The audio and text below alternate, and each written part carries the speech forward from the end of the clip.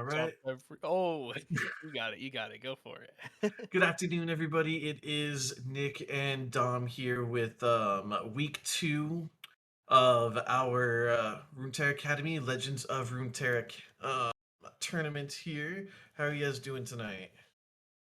I'm doing alright, I'm looking forward to it. We got to see a lot of action yesterday with, or not yesterday, excuse me, last week. What am I thinking? It might as well have been yesterday with the the kinda stuff that we saw, but we saw, Ikato go all the way last week with his Zoe basically his Zoe decks. He had 2 Zoe decks, Yeah. I think, if I remember. They were really, really interesting to see. All the decks are really interesting to see. I think everyone brought out something special. So I'm excited to see what they got this week because last week was pretty close to the start of the season, I guess. Um, Not really, but it was still a lot of new stuff with how big Bandlewood was. It might as well have just been the beginning. Like everything is new, everything's changed with all some of these cards. So I'm excited to see what happens this week. No, certainly. And we were talking about that it's all about that comfort versus creativity with these new cards and new decks. And so this week will be even more interesting. Last week we only had 16 participants. This week we've doubled it to 32. So there's so many more people here with so many new decks, so many new ideas that I am Mhm. sure that we will not get a repeat of last week. We're going to see a lot more new decks, a lot of spicy decks. So I'm excited to see what everyone comes with. And this first round is already proving that point with only Yeah. one starfish and or five new decks and one returning deck. Yeah, you mentioned Starfish. We saw Starfish a ton. Like Yeah. literally every single game that we saw had Starfish in it. And I personally I think Starfish is really hit or miss because it can fall kind of behind sometimes, but if you're able to get the Sparkle Fly out, it feels really good. Really bad to play against. But, you mentioned new decks and something that I have not seen really a lot of at all is this LeBlanc Ash deck, which I think it's Sam is bringing. Should be Yes. a very interesting dynamic just because of LeBlanc wants to do a lot of damage and Ash wants to stop you from being able to do damage. Yeah, I mean, it doesn't have a lot of new cards. It's something that's kind of been filtering in and out of the meta. It's called Mhm. mid-range Frostbite. So you want to you have a lot of that control from Ash and Freljord. And then and like you mentioned, all the aggression from from Noxus and Mhm. LeBlanc. Yeah, it's an interesting setup because it kind of mirrors a lot of what other Ash decks were, which is like Ash is just sort of there and then you have like another card that does all the damage.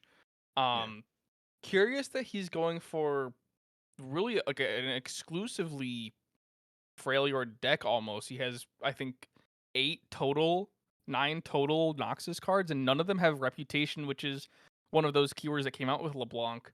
Looking at some of the other decks, though, I do see Katarina Poppy from Sam as well, and I think that is going to be an interesting deck. We've already seen Noxus synergize with Bandlewood a lot last week, and I think the Katarina Rally reset should prove pretty interesting. We mentioned last week a lot about how Poppy's level up is kind of difficult to get off sometimes because you have to attack with Poppy. She doesn't have anything natively in her kit to help her survive, like Tough or Quick Attack. Being able to attack a lot in a short amount of turns is going to be very convenient for that level up. No, without a doubt. And, we mentioned how few Noxian cards were in the last Noxus deck, and then this Cat Poppy deck is basically stacked with them. It gives you Hmm. basically all of the monsters we have are just rallies. And so now here we are Yeah. getting into the first game here. So it looks like we are going to start out with that deck from Stan that we talked about, that mid-range Frostbite, Hmm. with the Ash already in his hand. So we're already Yeah. starting off lucky there. Uh,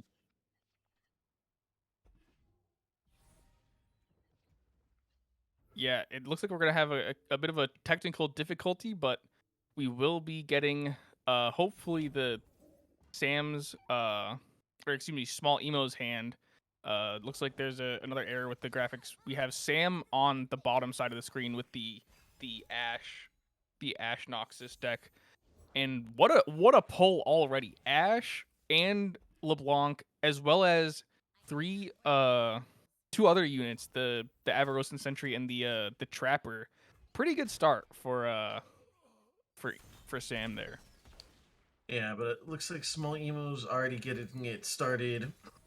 With his aggression, you see a lot of those impact the tough already. So it looks like he's playing his Zoe Poppy deck with a lot of Bandlewood cards and getting that toughness, that impact going.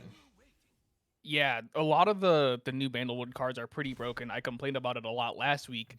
Um, I think they have just so much value. I think like what is this? The proto or the stacking Yordle is such a great card, like insane value, tough and impact is just crazy. And then the Aloof Traveler is just coming out as we appear to be going for a restart. Yeah, so we'll be back with you in just one moment while we just kind of fix everything real quick. If you guys can give us just 1 second. But in the meantime, so we know the decks they're using. So we see Zoe Poppy from Small Emu, and which looks to be a fairly aggressive, a lot of low cost cards, hoping to get out that Poppy and get that impact going versus the mid range that we'll see from the Ash and LeBlanc here. So, kind of knowing what decks, even though we don't know what's going on, who do you think has the edge? So I think it's just a very interesting setup. I think if the Ash deck is able to survive some of this early game that the Bandlewood deck is obviously going to go for, it's it should be pretty strong. Oh, But looking at Emu's hand now, there is a very very big issue with what's about to happen. Is next turn Emu's going to be able to play the Sejuani and is likely going to challenge the Ash because the Ash is how the deck wins, which is basically just denying your ability to respond to attacks and blocks because the Ash is just frostbiting everything and you have nothing with power. The LeBlanc is just sort of there to deal damage in addition to Ash's setup. The Sejuani though is a great counter to that, unless yeah, it just died there. Excuse me. so he did trade out the Ash, but he did get the LeBlanc level up too, which, if played appropriately with all those Yetis, definitely could do some damage considering he has a lot of Yeti set up in his hand. But like you mentioned, we're going to get that Sejuani out here. And So I Sejuani's would probably challenge the Sejuani's gonna go onto LeBlanc. LeBlanc. Yeah, Yeah. no, it's 100% gonna go onto LeBlanc. Yep, there it is. Frostbite and vulnerable. So with the attack token being in Small Emu's hands, that is most likely going to be taken out here unless because we can't brittle steel. Yeah, I don't see a way for him to be able to protect that. Oh, Oh, he actually wow, I'm so surprised that he challenged with that, not the Sejuani. So he so actually can brittle steel. yeah, he can brittle steel now, unless he just decides Uh, not to, which is very curious.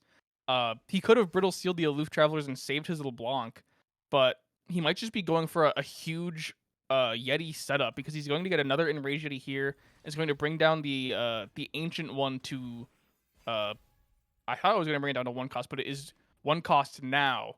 So he will have potentially a lot of Yetis out on the board. I still just don't understand why you wouldn't bother saving LeBlanc there if you could. Because I, right? I think he expected the Sejuani to challenge it. And I know we all did as well. And yeah, I mean, all that would have done was kind of keep another card here, cause him to waste more mana to try and kill it a different way. But like you mentioned, we have all those Yetis on the board, and unless Small Emu wants to take this game one here, you will have to defend, and that will be, save for Sejuani, a full board wipe on the side of Small Emu. All those Yetis are gonna just destroy all his blockers. Well, he will be able to save the Sejuani with 1 health, which not a lot, but a great great place to be in if you're Sam. You just have to survive for another attack, which should be fairly easy. The only thing he has to watch out for is that the Fury of the North in Emu's hand will be able to give him, I believe, lethal over Sam. But with that rumors, the draw 2 card from Sam, he did manage to pull a Three Sisters, so he will be able to either entomb or give his one of his own cards on Fury of the North to try and survive this overwhelm that's going to come through. The only thing he has to look out for is the Teemo coming out, as well as the 2 Pokey Sticks, which will just do 2 damage to the Nexus for free. For 4 mana, but nothing you can do to stop it if you are Sam. Yeah, and Small Emu also drew a Three Sisters, so that kind of negates, evens itself out there. So it'll be really curious. I would probably Frostbite the Teemo just in case. Yep, and there's Brittle Steel out for that Frostbite. Mm-hmm. So And I think Emu has to Fury of the North here just to force cards out. Oh, he's going to use it on Teemo. That was a very, very good move. So now he has to like now Sam has to think because he has to do something about this Teemo this turn. He has Three Sisters. He's likely going to go for the Frostbite, or he's going to go for the Entomb, which I actually like a lot more, just because you take away the ability for him to block with something. Given that you only have cards out that don't have Overwhelm, you need as many open spaces as you can to attack. yeah, the Entomb was really nice because the poke with those 2 Pokey Sticks, while it wouldn't have been lethal this turn, it could have been lethal next turn if that Teemo got to attack. So by Yeah, forcing him to not attack at all, we get that open lethal, and I don't see a way for this to be stopped. So I believe Sam will be taking game 1 here, unless we manage to draw something out. But I don't think there's anything you can draw here that saves you for small emu. I mean, looking at the deck and just in general, there's there's really not a lot. Um, yeah, but it just goes back to what I brought up earlier, which is like the Bandlewood deck is really good for early aggression and setting yourself up for what Emu almost had, which is just a lethal through spells. But Sam was able to survive, able to prolong it long enough, and get a clear board to attack with all of his enraged Yetis, and able to yeah. pull off that first win. That very interesting mid-range Frostbite deck ended up working out in the end. I actually kind of like it if you can survive to get those Yetis out. So that Mm-hmm. deck will be locked for game 2 because he won with it. So it'll either be Starfish, which I'm assuming got banned because it's Starfish, Mm-hmm. or his Katarina Poppy deck for this game 2 here. Whereas a small emu can still play all both his decks minus the one that got banned. Yeah, it's interesting what was decided from or what was decidedly banned. It looks like the Katarina Poppy deck went through, which honestly I would have been not I would not have been surprised if that was banned, just because how many people banned Poppy just for being in the deck at all last week.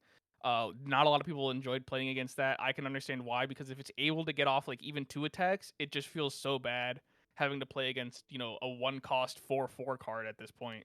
For sure, But and actually having having Katarina in hand mhm. is getting those rallies going, but we also have that Teemo in hand for round 1, so it looks like Small Emu is going to run it back with that same deck, and he actually has 2 Teemos, so that's already going to be some massive shroom stacking. So I think this is a really good start for Emu with this deck. Like we mentioned last time, he didn't really get a good start off. He was really, really delayed in getting his units out.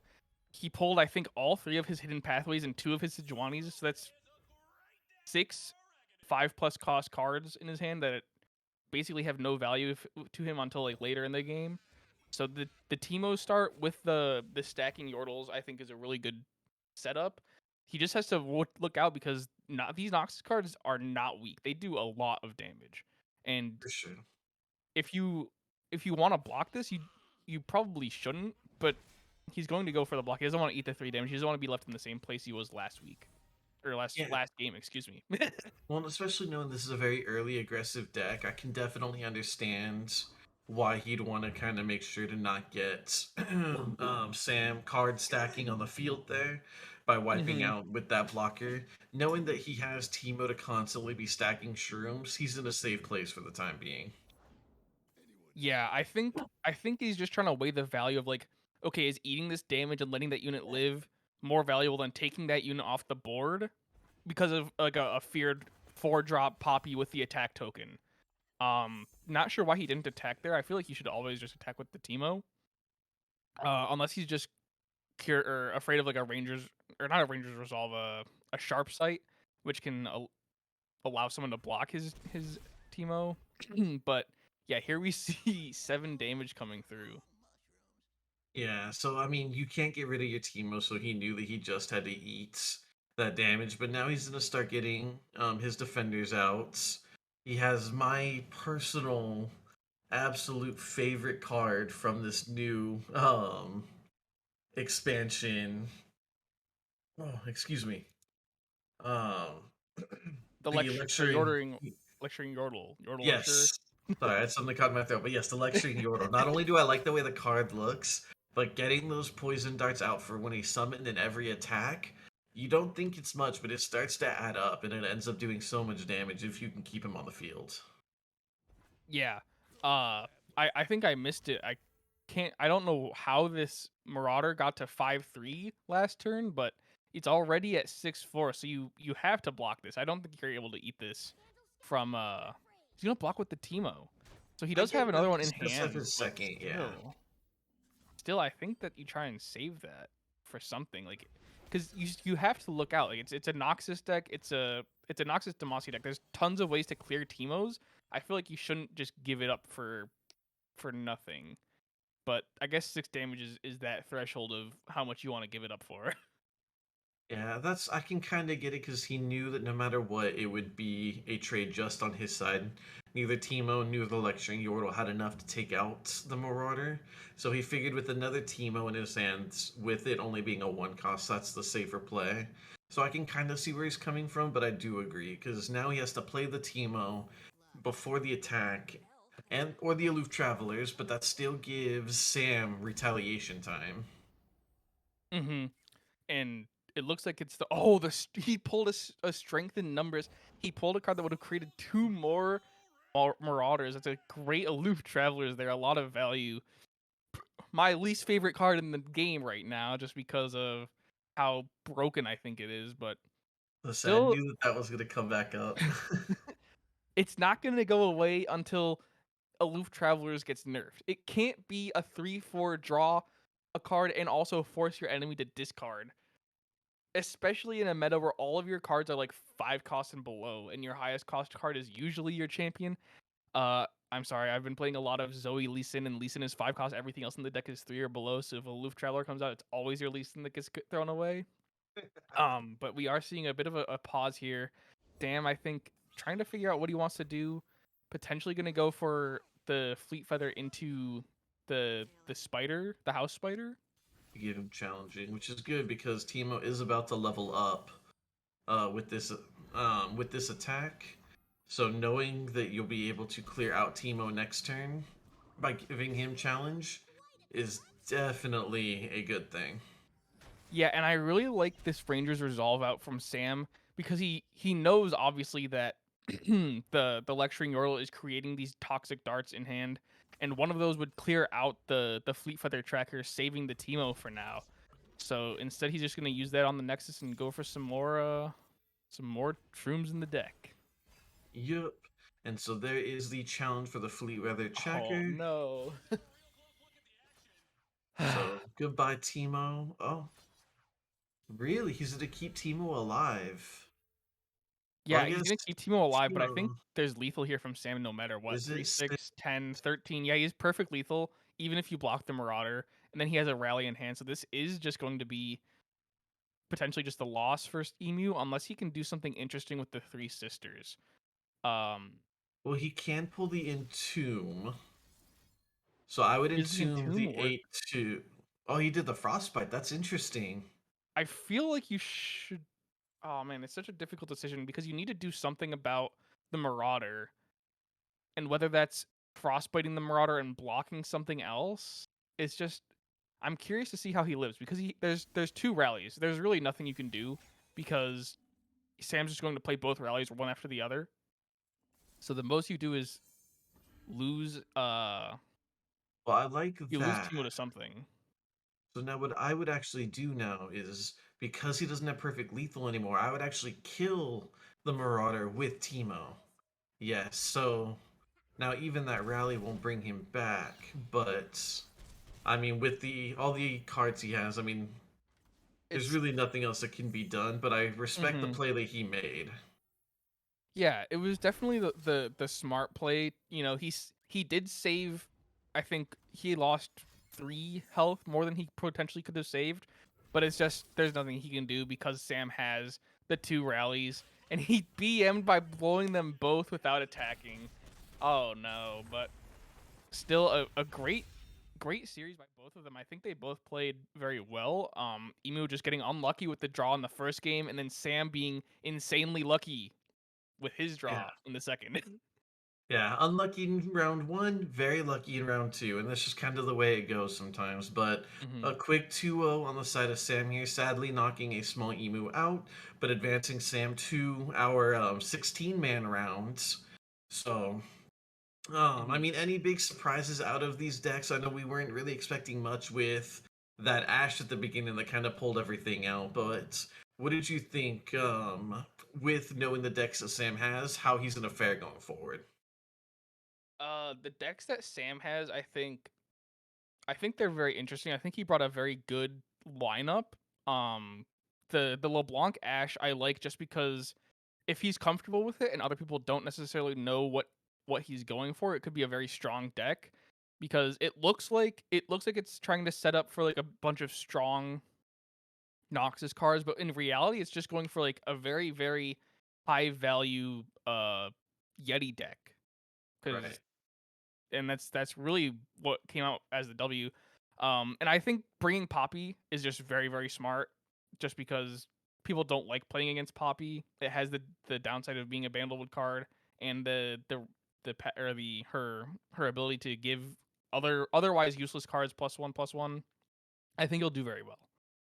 Yeah, I agree. I'm excited to see how far he advances through. Any last words before we take our first quick intermission here while the 32-man round finishes up? Nothing really. I mean, just Emu gotta pray to RNGesus more. You know, it's the only Yeah, way you that's can just really the get way out it of some of these goes. games. Yeah. All right, y'all. Well, we will be back within the next couple minutes here as soon as everyone finishes out that first round as we advance into our 16-man round. So just wait a couple seconds and we'll be right back.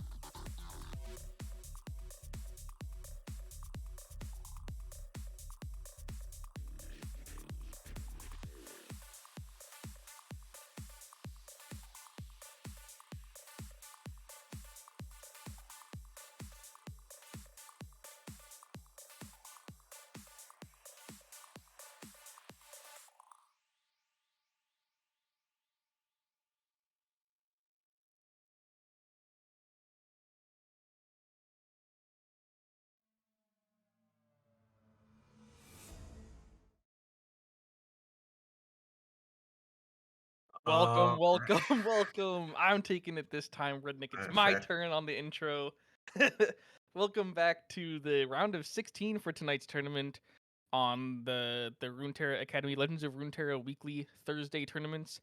We just got done watching Sam and Emu battle it out. A quick 2-0 by Sam, but if it wasn't for RNGesus, it could have been anyone's game. Yeah, it was definitely very exciting. I'm glad that there was nothing was one-sided. Even though it was a 2-0, it was a very close 2-0 that easily could have been a 2-1 or even a 2-0 on the opposite side. So I think it was a very good start to our tournament. So I'm excited to get into the 16-man bracket. Yeah, and for the 16-man bracket, we have Tony Baboni versus Dante coming on with some interesting decks, but not too many to talk about because they're running two of the same decks. Yeah, I mean, we talked about earlier how exciting it was going to be, how we are going to see so many different decks, so many new hmm decks. And then going into this one, it looks like both guys just kind of Googled meta decks at the moment, and this is what we came up with. So you're going to see a lot of Draven, Scion that discard mid range, a lot of Warlords, Oh and yeah. a lot of Zoe Lee Sin tonight. Yeah, the Zoe Lease Index almost completely identical, except for instead of two scattered pods, Tony Baboni opted for two scattered pods versus Dante's one Mentor of the Stones and one scattered pod, and that's about all there is to mention for the differences in that deck. And then the Warlords deck, I believe they are actually completely identical. Yeah, so the only real difference between the two players is we have on the side of Dante that Draven Scion discard mid range, and then Tony Baboni is running Poke City TF Gangplank, who actually that deck just constantly got banned last week, so I hope we actually get to hmm see it because I really like TF Gangplank. I hate to break it to you, but that deck's probably going in the locker. It's just so strong. Gangplank has been on a rampage lately with Return of the or Beyond the Bandlewood and a lot of these other cards making a return with their strengths. Um, so we're likely going to see Warlords and Zoe Lee Sin from Tony Baboni, and then most likely Zoe Lee Sin and Warlords. As we get into the first game, we'll find out. Yep, it's gonna be actually this Draven Scion discard versus the other deck that we said was going to be banned. Yep, I got my Poke City. You did indeed get your Poke City, and I'm going to be sitting here seething the whole time because I hate Bandlewood so much. It's such an enjoyable region. But overall, a really good start for Tony Baboni. You know, the Hidden Pathways probably could have been a better card, but Inventive Chemist, Crackshot Corsair are going to be stacking up that plunder, uh, doing really just a lot of early game stuff. And then, excuse me, Dante getting a pretty good mulligan. He had two Lost Souls and a Get Excited, but he got rid of the Get Excited for another Get Excited and a Doctor. So really, really good start there.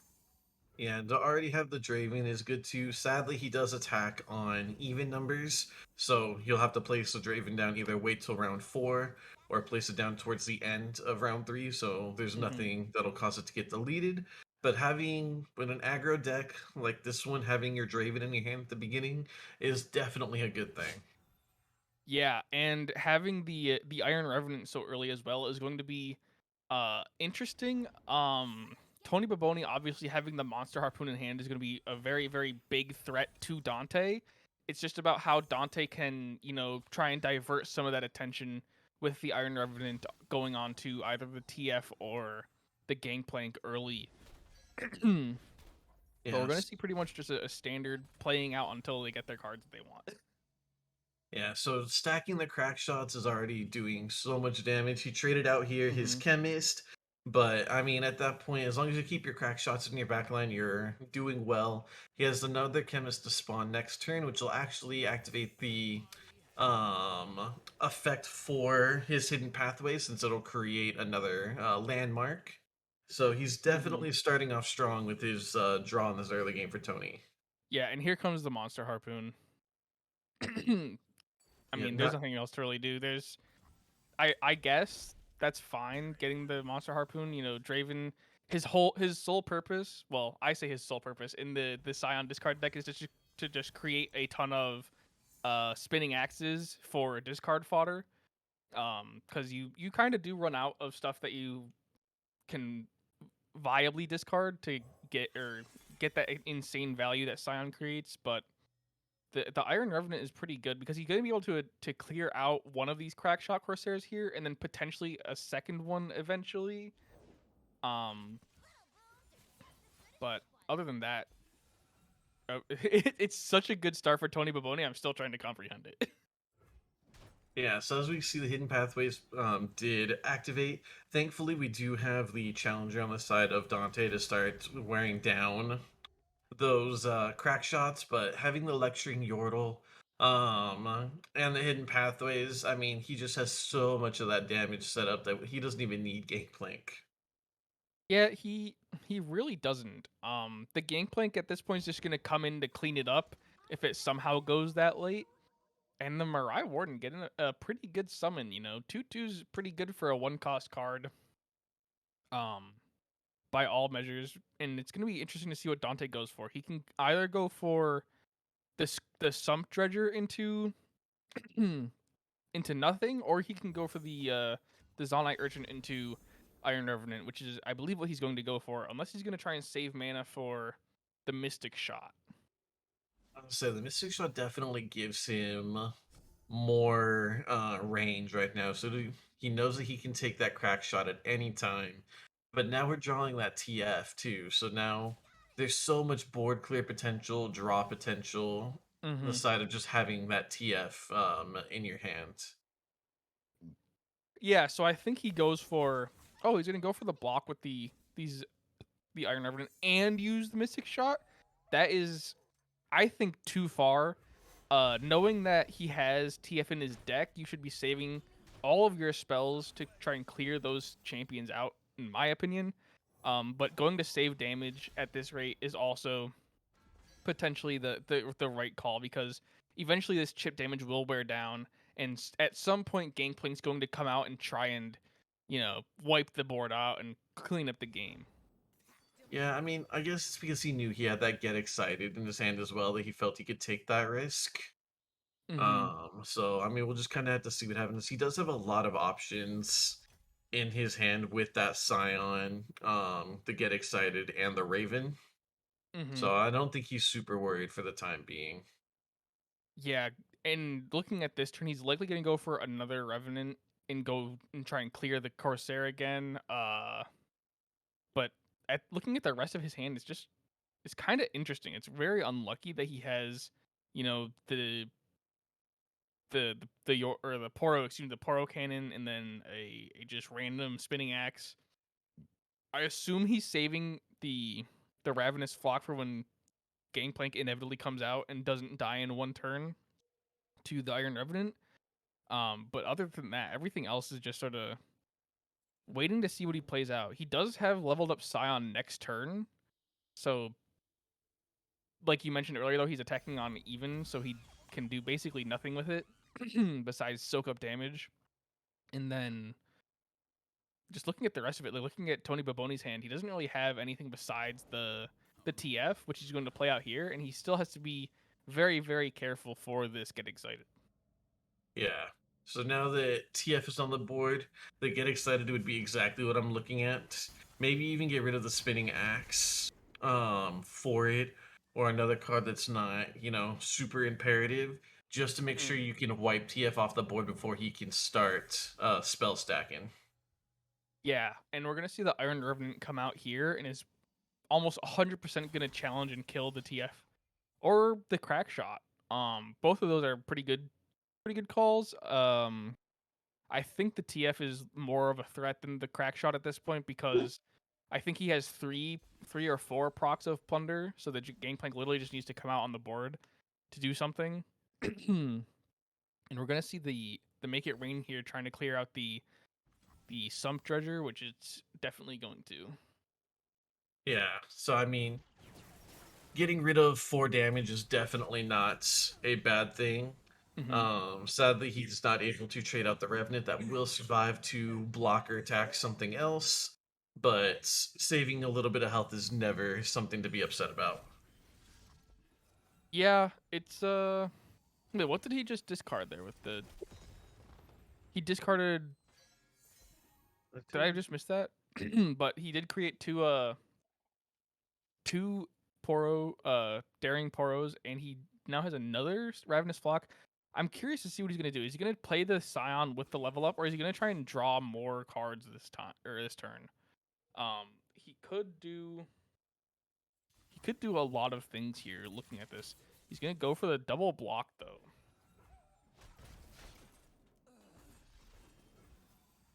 so. I mean, Um, so we do get the Scion summon with the level up, but considering the hand that Tony has, I mean, he can definitely safely summon it. 'Cause I don't think he has any way to deal with it. Yeah, with the cards that he has this turn.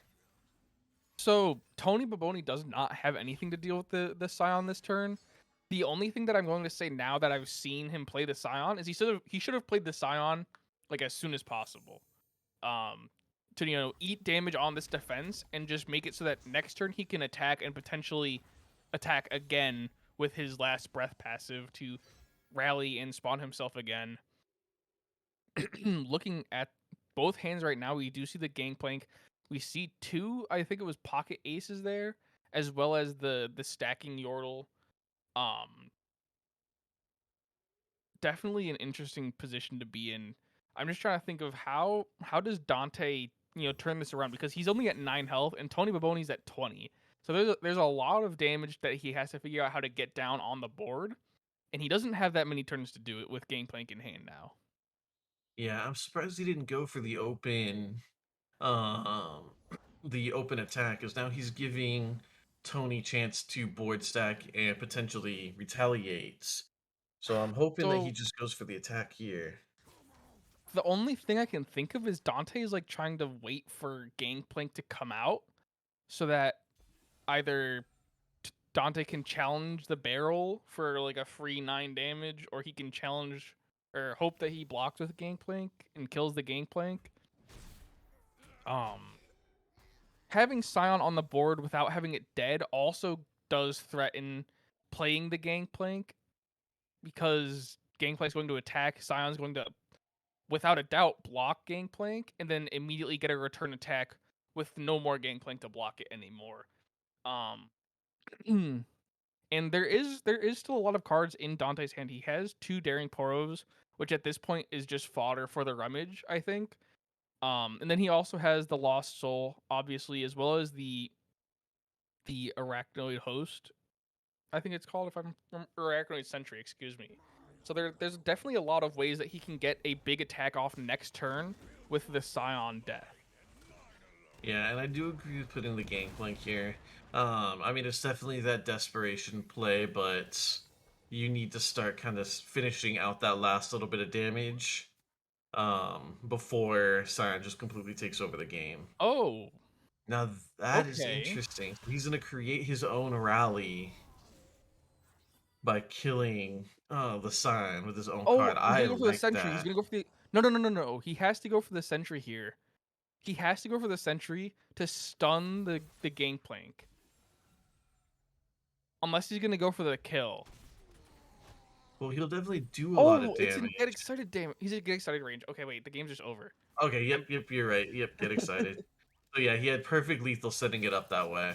Wow, I mean that's such a gate. Like that's what's the interesting about the Scion is he was in that rough position, and then one card just flips the entire game on its head. mm-hmm. Definitely. I was not expecting it. I myself I play a lot of Scion Draven, and I also forget that Get Excited does damage to the Nexus sometimes. So Yeah. watching that game was probably definitely my bad that I didn't see that coming. But always thinking about other paths that he could take. Like the Sentry into or stunning the Gangplank. But he has to be careful for stuff like the Monster Harpoon, which I think would have just completely shut that down. Yeah, so I'm curious to see what deck he's gonna run going into the final round here. And it looks like Warlords. So his Yeah. Zoe Lee Sin deck did get banned. So Warlords is the final deck for Dante, and then we are gonna run that Poke City deck back on the side of Tony Baboni here.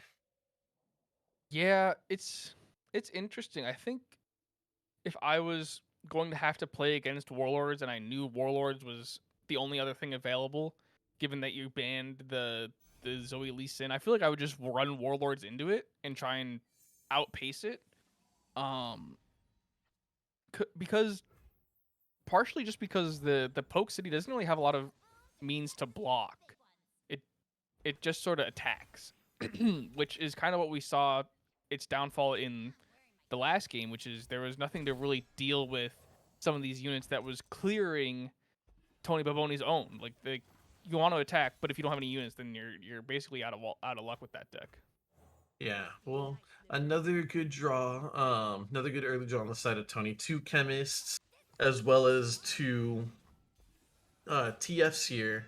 Although we also have the Warlord's Palace starting to stack on the side for the Mm-hmm. Akshan level.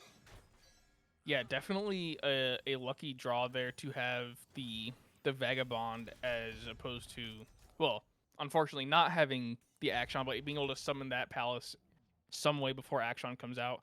And wow, Dante is just getting super unlucky with these draws. Three barrier rallies, and well as two concerted strikes, and then the 5 cost Vikarin, which is just not the best place to be in as far as creating board value.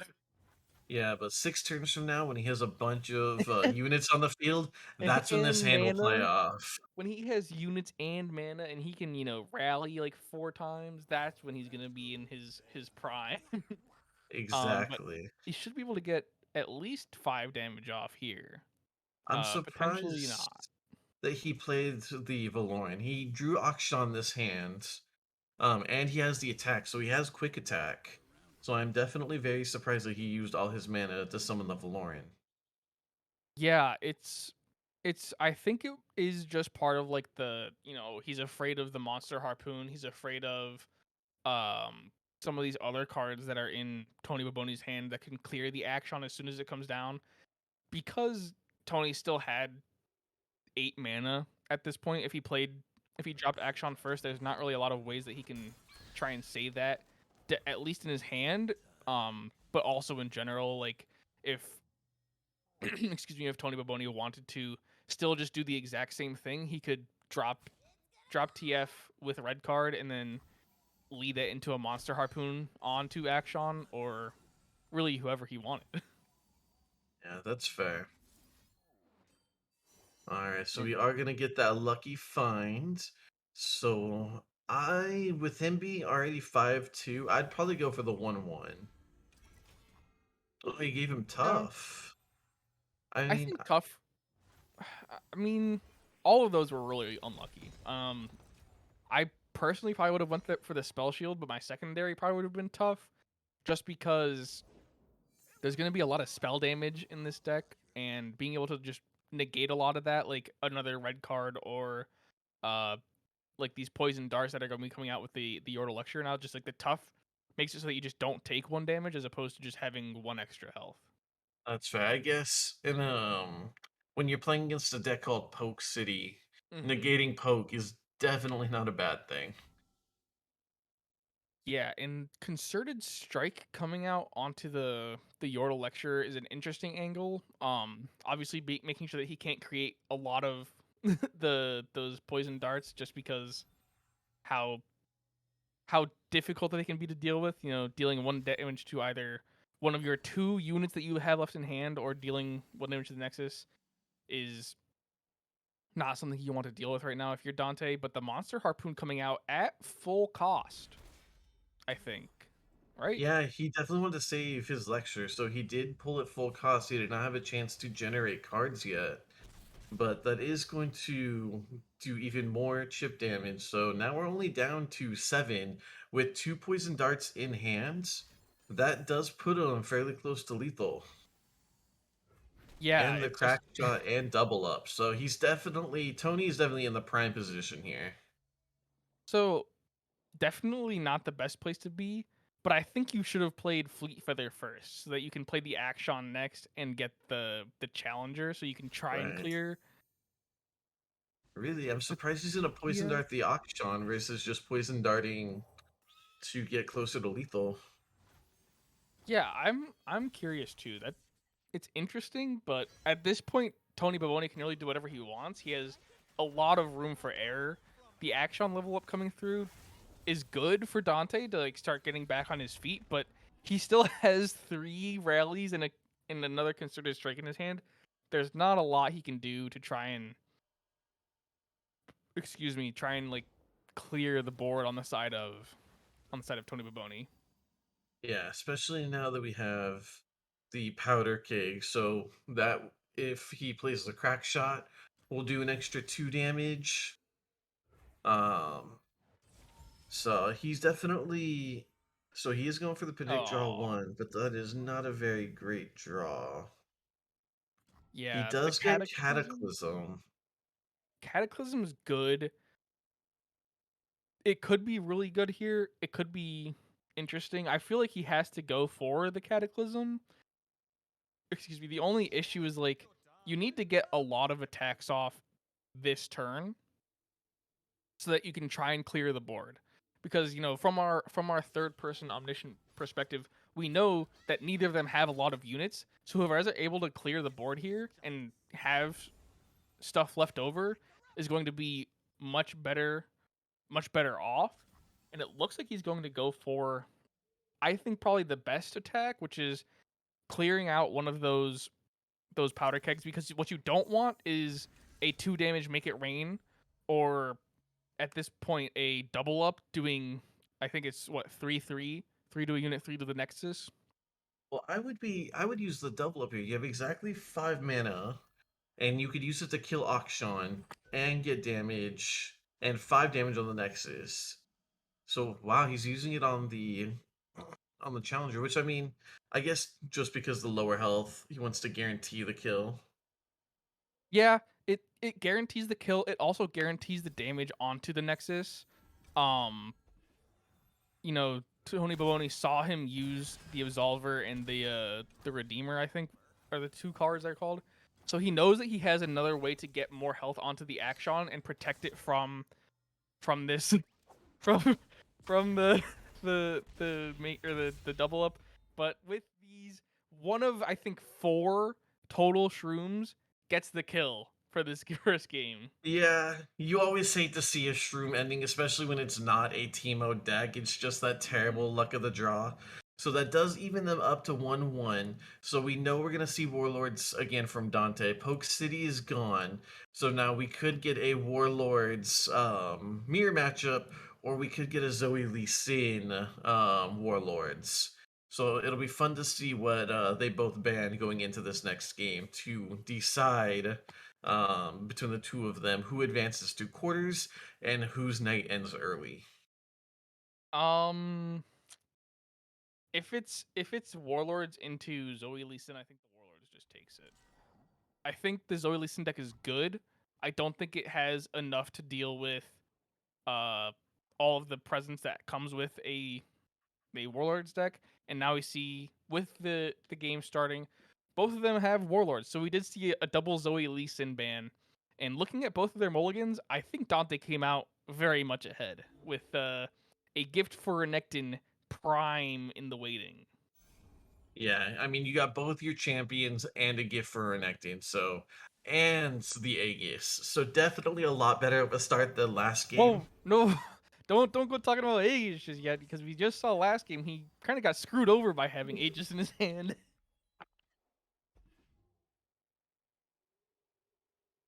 All right, so let's see. So I mean, both of them have a lot of early aggression on their side.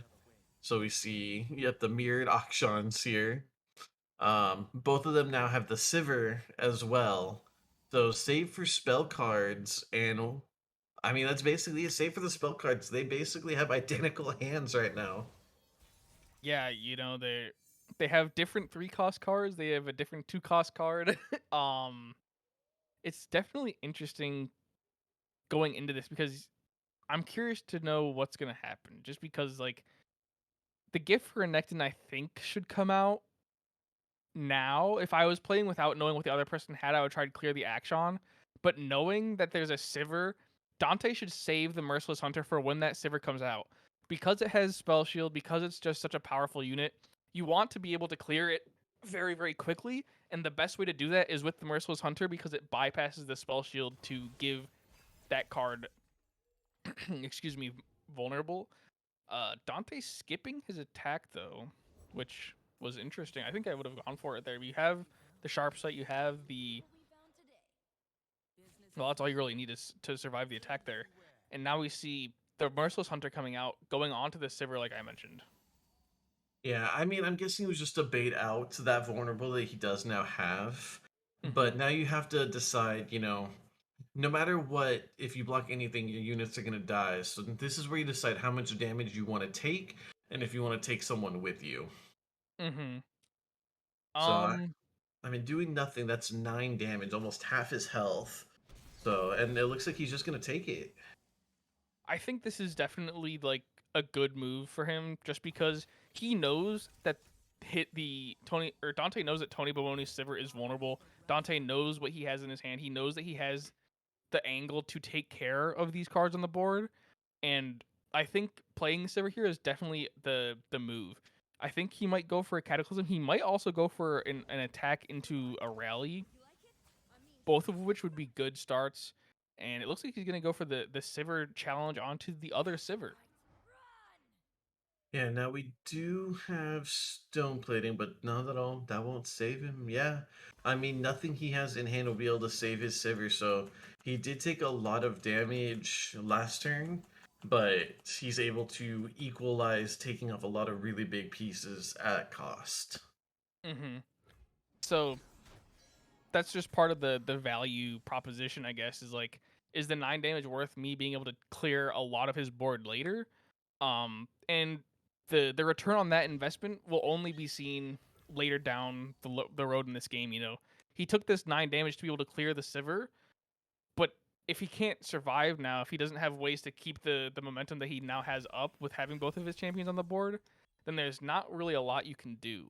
Um, Going for the next turn is interesting. I feel like I would have used one of my Aegises just because you know Tony Baboni didn't show that he had anything to save the Sivir. He could have just easily gone for the Aegis and then attack again, using the Aegis on Action so that he's protected by a barrier. Which, like I mentioned, there's nothing to save the Sivir, so there's nothing to save any other cards on his board from the Sivir. So you could just go for an easily another double uh, attack with Sivir in Action. Yeah, for sure. And that's why I'm surprised that Tony didn't play the Perseverium last turn. He opted for the Eagle instead because I feel like getting some card draw would not be a bad thing considering a lot of what he has right now is not extremely beneficial to him save for that grappling hook. So I think the Eagle, the Fleet Feather Tracker coming out, was specifically to answer for Sivir going down. Um, I think both players just don't want to see either player's champions on the board because that means that they're one step closer to their win condition, which is Sivir leveling up and making everything quick attack. So the Fleet Feather drop into giving every unit 1/1, I think, was probably the best place because now he threatened the Action with just the Fleet Feather Tracker. Now he threatens the Sivir with this +1. Um, Granted, there's ways in Dante's hands to protect the Sivir as well, whether it's the Aegis, whether it's the Sharp Sight once it gets challenged. I think he has to go for the Aegis here because he's been given the opportunity with this Waking Sands slow spell. He has the ability to play another slow spell or another unit. The Sharp Sight would save it from the Fleet Feather Tracker.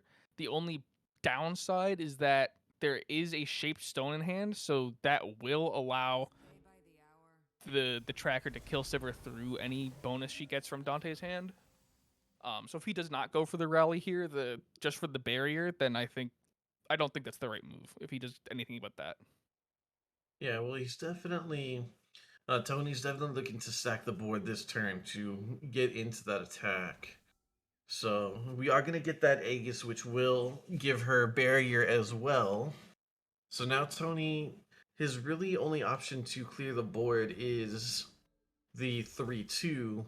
Now he has to worry about the rally as well. So definitely getting your attack off first to try and get rid of some stuff is not a bad idea. So I think what Tony Baboni's going for here is that he has the grappling hook in hand, so he will be able to have something. I think it's either going to be the Fleet Feather is the only thing that's technically was targeted, not just the whole board +1. So the Fleet Feather Tracker will be able to attack the Sivir again with this grappling hook. The only issue is that before that happens, Dante now has an attack with both the Action and the Sivir before Tony can do anything else with the grappling hook. Yeah, I mean, he got rid of their barriers, and I think that he's just gonna have to sack a unit or two, just knowing that he'll be able to trade out the Sivir in the end. But with I, her, sorry, go ahead. I was gonna say I'm curious how close Sivir is to leveling up, just because of like if she can level up this turn, she can protect both Action and herself from the grappling hook. Because she has the spell shield, technically she can't get grappling hooked. The only problem is like how close is she to leveling up? Is she able to save the Action as well? Right. Let's see. So we are gonna Ocean get of the Cataclysm. Cataclysm. Maybe he's The thinking Cataclysm about would be it. interesting. I think, yeah, this is the good. This is the right play, I believe. Um, well, I think either of them really would be fine. Just because he can use the grappling hook with any of his cards right now because he has that shaped stone in hand. He can make it so any of them technically qualify for the grappling hook. The Action level up here is also very convenient, but Sivir should be leveling up here if I'm not mistaken,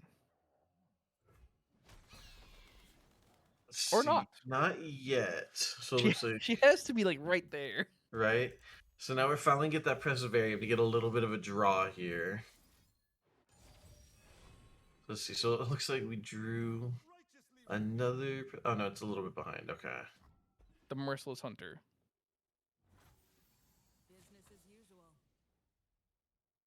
Maybe it's not. Maybe he did draw another Preservarium. Um, for Tony Baboni? No, the There Tony it goes. Tony No. Baboni. Yeah, Okay. he did play the Preservarium.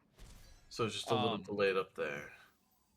yeah, a little bit behind. So he drew another Merciless Hunter. Um, Which I mean how is is this Sivir good. not leveled up? Yeah. Right. Am I just But I really bad mean, at math? but it's a good thing he got the Relentless Hunter because now he can do to Dante what Dante did to him. Yeah, but Dante has to let him play that Merciless Hunter first because I think if if you're Dante, I think you just attack here, wait for Tony to make his move, and then you either Aegis um or play your own Relentless Hunter. Yeah, he has 7 mana, so he has a lot of options. The only thing I don't want to see from Tony is him to play the Valoran. Okay, so he did go for the Relentless Hunter to make her vulnerable. Stole a page out of Dante's own book. But he is not the one that gets to attack this turn, so he does have to kind of mitigate this turn and survive to be able to take out that Sivir. It's I'm curious as to why he gave Action vulnerable. I suppose he's expecting the Fleet Feather tracker won't be able to kill it no matter what, which at this point is now true. Um, but the Sivir, I don't think you want to risk Sivir because if he has another card in his hand that can make Action a little bit healthier, like let's say a Sharp Sight, then Sivir is just at risk of challenging the Action and then trading out. So I think the angle here is to just sort of attack and pull Tony's Action with Dante's Merciless Hunter. But we're going to see actually a grapple hook come out, which definitely is a interesting angle. Yeah, and I mean, I'm surprised he did that. 'Cause that's not gonna kill him. Well, no, the Tony used the grappling hook onto Dante's action. Oh, for some reason it looked backwards to me. I was super confused on why it looked that way. Okay, let Yeah, me send the it's and Like going back, I graphic. don't think Dante should have played the Merciless Hunter. He should have saved mana for a concerted strike to handle basically exactly what we just saw, which is uh Tony clearing out Dante's action. Because you want to be able to you want to keep both of those units on the board just so that you can get to that Warlord's horde at the end. Yeah, well, sadly it looks like this auction is not bound for this planet. I mean, you say that, but there's a sharp sight in Tony Baboni's hand. The only upside is that Dante also has a sharp sight. So now that Dante's seen it, he knows that Sivir will be able to clear out the Akshan and potentially save his whole board. Because if this doesn't level Sivir up, I don't know what to do. I Let's don't say know if what I'm this is gonna the say. Vistler up, then there's gotta be a glitch at this point. But no, Then so we do get something the is Sivir. wrong. Go next. But no, with the Sivir level up, he'll be able to save his whole board and then use the Aegis next turn.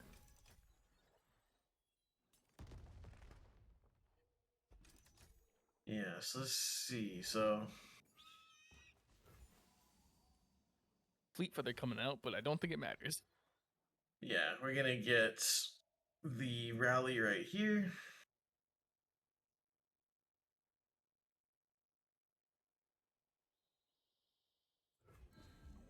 Yep. There it is to really no one's surprise. And the concerted strike could be good, but that you just have to survive this turn to be able to get to it. And so, uh, and he should be able to. He'll take out one. He'll take out the 2-1, but the Valoran will live.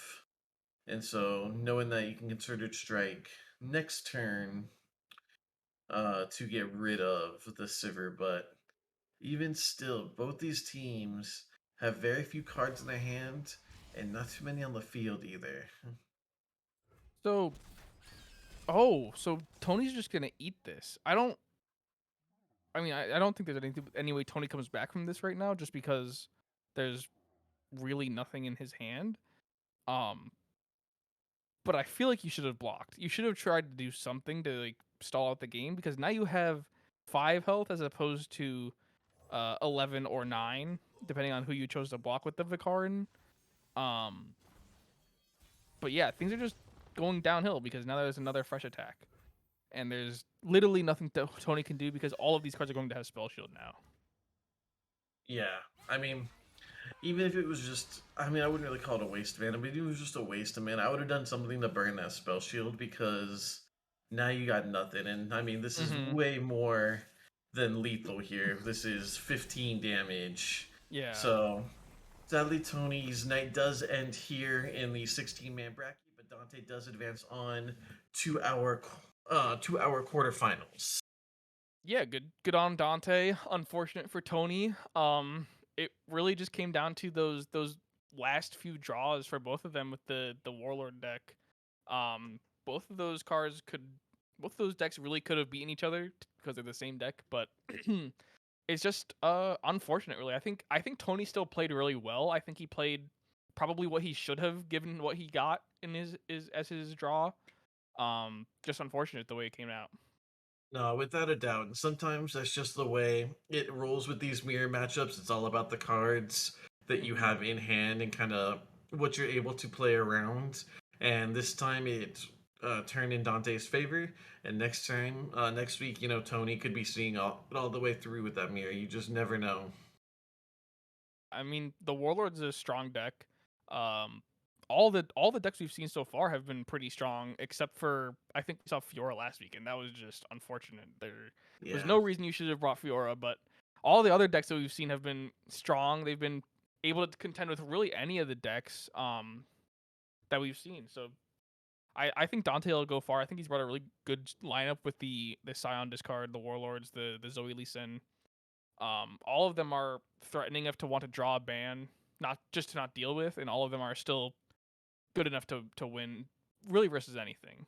No, for sure. And I'm definitely very excited to see where he goes with this. And, we could even see him in the semis or the finals later tonight. But before we go to our Mm-hmm. break, any last thoughts?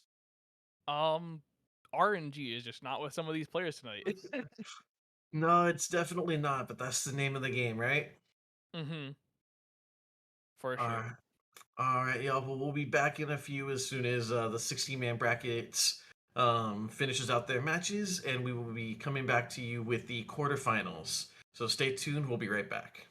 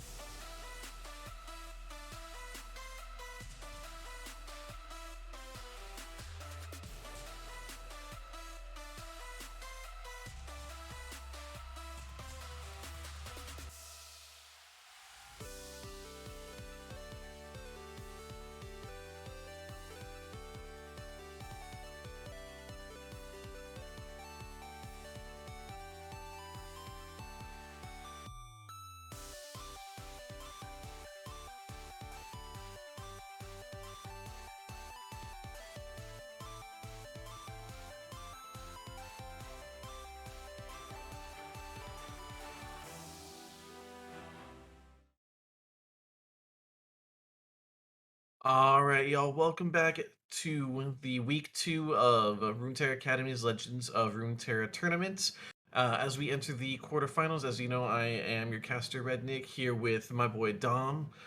We've had some very fun games so far. Now we're kind of getting into that top eight, the best of the best. So, what are you hoping for as we advance through the night? Um, I'm not really sure. I'm just enjoying everything that comes our way. Uh, I'm hoping for something interesting. Hirsch and I were before the stream playing with some interesting decks. None of them were good, but they're always fun, and especially when they work, it's always a good game to watch because there's literally just nothing you can do usually. But moving on to the match we're actually going to see between two people who are playing for realsies, we have Okina and Jump. Yeah, looking at their decks too, they have. It looks like we have a mixture of that hardcore meta and that little bit of fun. We have from Jump that MF Gangplank, Pirate Aggro, that very aggressive deck using the combination of Bilgewater and Noxus. We also have that fun Fizz Teemo kind of messing around, little bit of something new, and rounding it out with Zed Poppy. So it looks like they're trying to kind of do that Rally Elusives deck sans the Lulu. So it'll be kind of interesting to see how that works out with the bigger focus on Poppy. It'll be interesting. You know, the one thing that I've been thinking of every time I play the Demacia elusive rally deck is that Lulu is really what makes the deck. So I'm very curious now that you mention it. Like, what is that deck without Lulu? Like, does it actually still work with Zed and Poppy as opposed to no Lulu? Especially because the only thing that is in there aside from Zed and Lulu is like basically the Young Witch and the other two elusives that you usually see. Um, didn't even get the chance to go into Okina's decks, which is the Warlords Ziggs Poppy Noxus and a Elise Vi deck. And the Elise Vi deck is very, very interesting. I don't know what to expect from it, but for the first match, we're going to have the Demacia Elusive Rally and the Poppy Ziggs Noxus. Yeah, and already Jump has two poppies in his hand, and Okina already has the Ziggs. So everyone seems to be getting off these good champion draws early on. So it'll be interesting Mm-hmm. to see how they build upon it to kind of get what they need going. Yeah, and now Okina pulling the Poppy as well is going to be a really good start. Um, Jump having the Poppy and the Young Witch also really, really good for that prolonged setup. Young Witch being able to basically just ensure that Poppy survives, especially in a deck that doesn't have a lot of really healthy units. Um, we talked earlier about how Poppy getting her passive off or her details, I guess, getting those attacks, buffing up those smaller, weaker units is key to how she wins. And the Young Witch is just an insane card in providing sustain for Poppy or survivability for that matter. But Okina already with the kind of board setup here, going for a very strong 8 damage. And so Jump is kind of wondering, is this worth getting rid of that elusive to block some of the damage here? And you can kind of tell that's definitely going back and forth in his mind right now since he has nothing to play that can mitigate damage.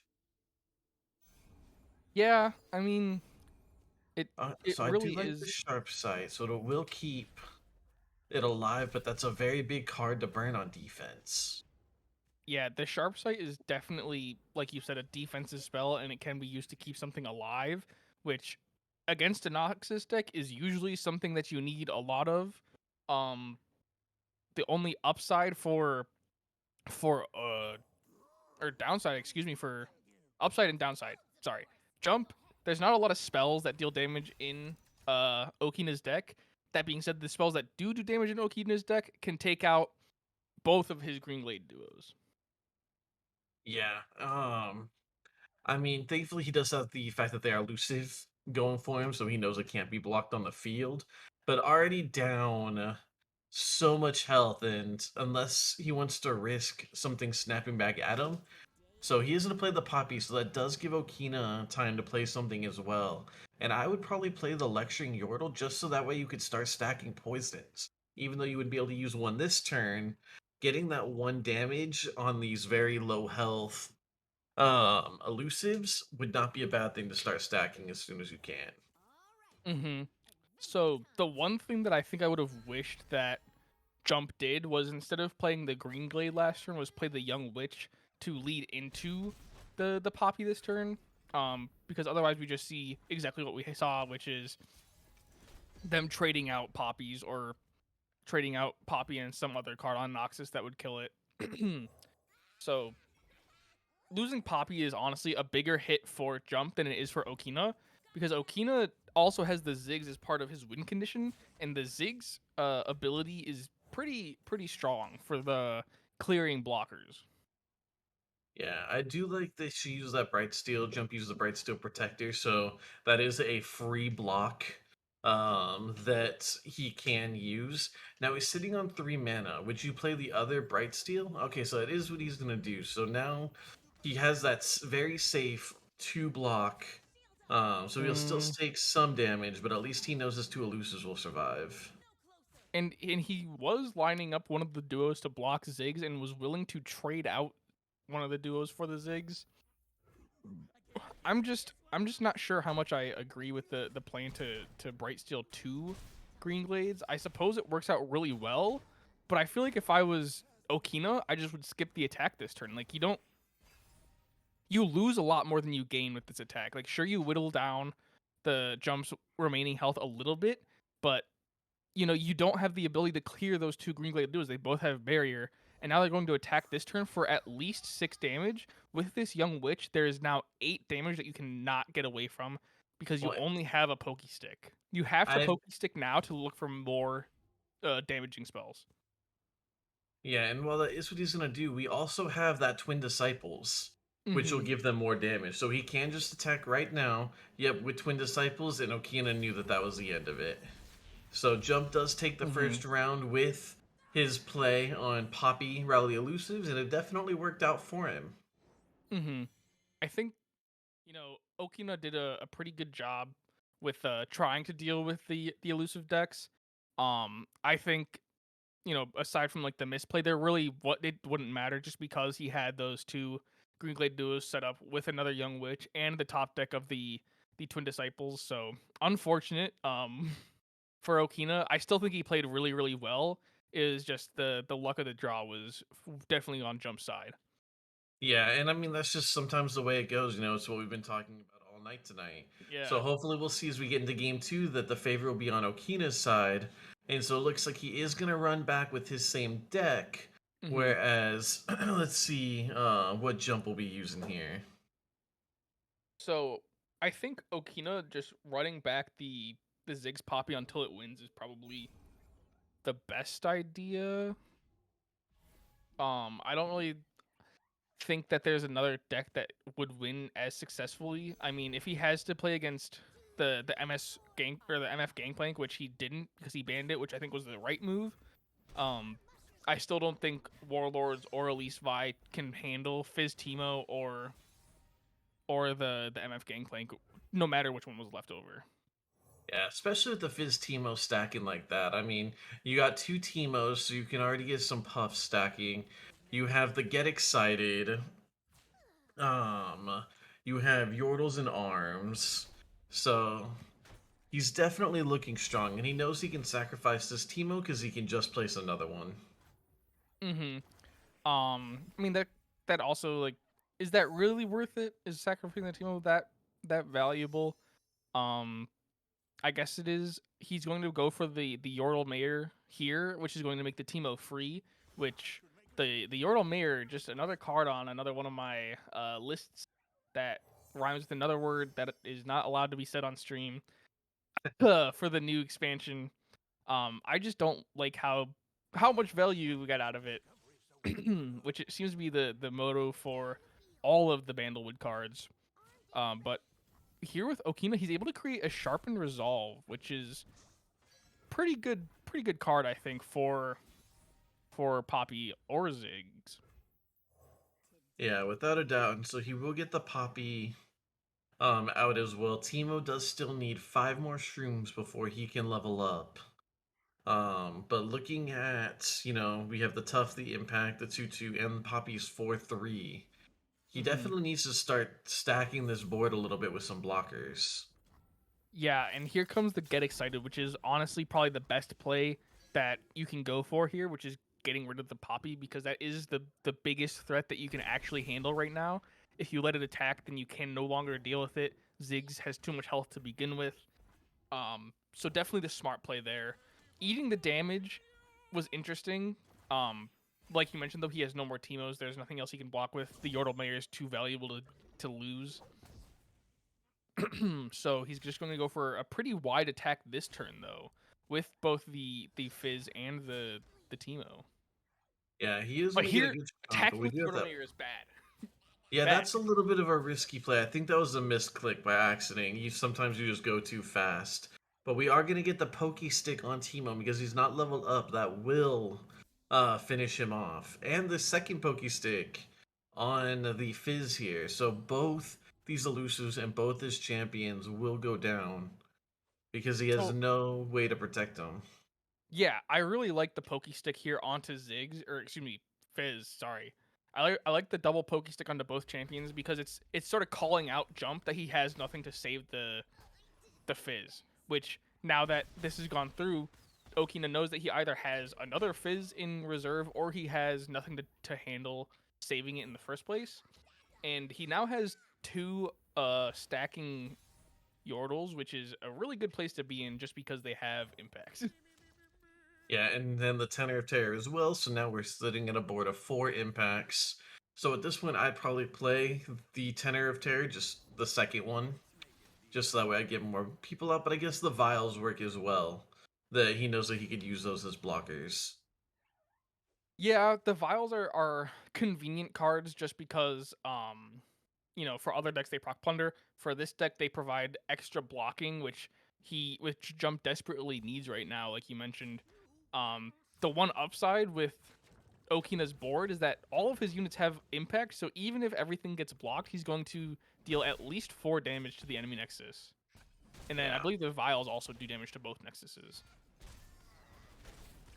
Yep. And so, I mean, that was very big damage coming out of the side of Okina, and a little bit of back damage on the side of Jump. So sitting at 5 health left in the deck that has Noxian cards, I would Mhm. definitely be a little worried if I were Jump. Yeah, he has to reactively use this get excited onto whatever gets Noxian Fervor in Okina's hand. So it's going to be definitely imperative that Jump holds on to enough mana for the get excited, and as well as another card in his hand. Um, but he has two get exciteds now. Excuse me. um, Yeah, two get excited and 6 mana. So let's see what he can pull off with these cards here. And here's the challenge from Okina with the Noxian Fervor. The get excited comes out as the response, but it doesn't matter because the sharpened resolve is there. So it looks like, I mean, you have to use that He can, second yeah. get excited. So sadly, instead of a very proactive play, it ended up being very reactive, but it does keep him alive for one more turn to try and put something together. Yeah, definitely smart from Okina to, or excuse me, jump to wait on using those get exciteds. Just because if he used one of them too early to expect the fervor could have just gone onto another unit or come in between the two get exciteds. And like we were talking about, it was a good play to handle the fervor. Unfortunately, this top deck, Nox and Saboteur, as well as a Ziggs and still yet another Demolitionist in hand will spell certain doom for Jump this turn. Yeah. Yeah, and we're just gonna Sadly, see it play out. yep, sadly, there's nothing he can do about it. All the damage goes through, and even if he blocked with that 1 health, it wouldn't have mattered. So Okina does tie it up 1-1. His deck will be going away here, so we'll see what deck he brings in to play against this Fizz Teemo for round 3. Yeah, curious to see. I'm curious to know what was not banned for Okina, whether it was the Warlords of the Elise Vi that was let through, because the Warlords deck very standard. The Elise Vi deck, I don't know. I'm very lost because it has a bunch of Sentinel units as well as Vi and Elise. But it looks like that was the deck that was banned. I guess Jump not confident, not sure what the deck was supposed to do, doesn't want to hand or worry about playing against it. Left the Warlords up. I mean, it makes sense to me. At least you know, with Warlords, it's so meta right now, you know what you're playing against versus that big unknown. So I definitely understand why the bans went the way they did. But looking at Okina's early hand here, he definitely has the draw. He already has Akshan and Sivir. The only bummer is that he is the odd attack instead of the evens, so everything will have to wait one turn. But getting both your champions on an aggressive deck like this early, he's definitely in a great spot. Yeah, and both of the ballistic bots are very, very good to have this early. Um, ballistic bot honestly can win you games through just being on the board since like one of those earlier rounds because it's doing just one free damage to the Nexus every turn with the Teemo and as well as impact. That's just a lot of chip damage that's going down onto your board that you really can't do anything about. Yeah, without a doubt. And then seeing the Fizz as well on there. So this, as long as we can keep those cards alive, definitely will be an early level up for the Fizz. Yeah, so the one thing that Jump has to worry about though is that right now in his hand he only has slow spells. So if Fizz comes out, there's not really any way that he can save it should like a grappling hook or something else or what have you come out from Okina to try and kill that Fizz. Yeah. There's still a couple turns before the Fizz should realistically come out, so he can try and pull something. But that also just gives Okina more turns to pull something to answer the Fizz. Yeah, and seeing those two shaped stones in hand as well. He's definitely building up a very beefy deck. It is turn 4, so I expect to see the Sivir start to come out here to prep that next attack. Meanwhile, we do see another one of the ignitions. Mm-hmm. With this other ballistic bot coming down, I don't think the Sivir should stay in the hand. 2 mana is not enough to clear Sivir this turn. Uh, Next turn even less so. But we do see now that Okina's out of mana, Jump makes his move with the Fizz, which is playing it obviously, and then dropping one of the ignitions so that as to provide it elusive. Yep, and so we'll get that easy damage off here. Getting more augmentation stacking going. But now, we have to worry about the Sivir attack and the Akshan attack. So you have to decide how you want to block and what you need to sacrifice so that way you can keep on going. So one thing that I did miss when we were looking at the deck list is that Okina has a Radiant Guardian in his Warlords deck, which personally I like a lot. I think the Radiant Guardian has an insane amount of value. It used to be even more so when it was a 5/5, but still 4/5 tough with lifesteal, just so much usefulness. Being able to block or attack at least twice into most decks, healing both of those times on top of the Sivir level up, or even these Action cards with the Absolver being able to heal a ton of health to your Nexus is going to be very, very vital, very, very useful into this chip deck that Jump has put together. Yeah, definitely. I mean, any against like small chip decks like this, any amount of sustain or lifesteal is just so beneficial. And it looks like looks like Jump's really not gonna be blocking too much here because he wants to keep these cards alive. So he's about to take a large amount of damage. And he is already sitting at 5 health, with those really strong cards can easily wipe him out next attack turn. So he's going to definitely need to figure out what he wants to do with this upcoming turn before the attack token flips back to the other side. Yeah, and I think the Aegis here is the smart move, the correct one, because it forces Jump to have to block, and it also levels up the Action as we're seeing now with this amazing Action animation.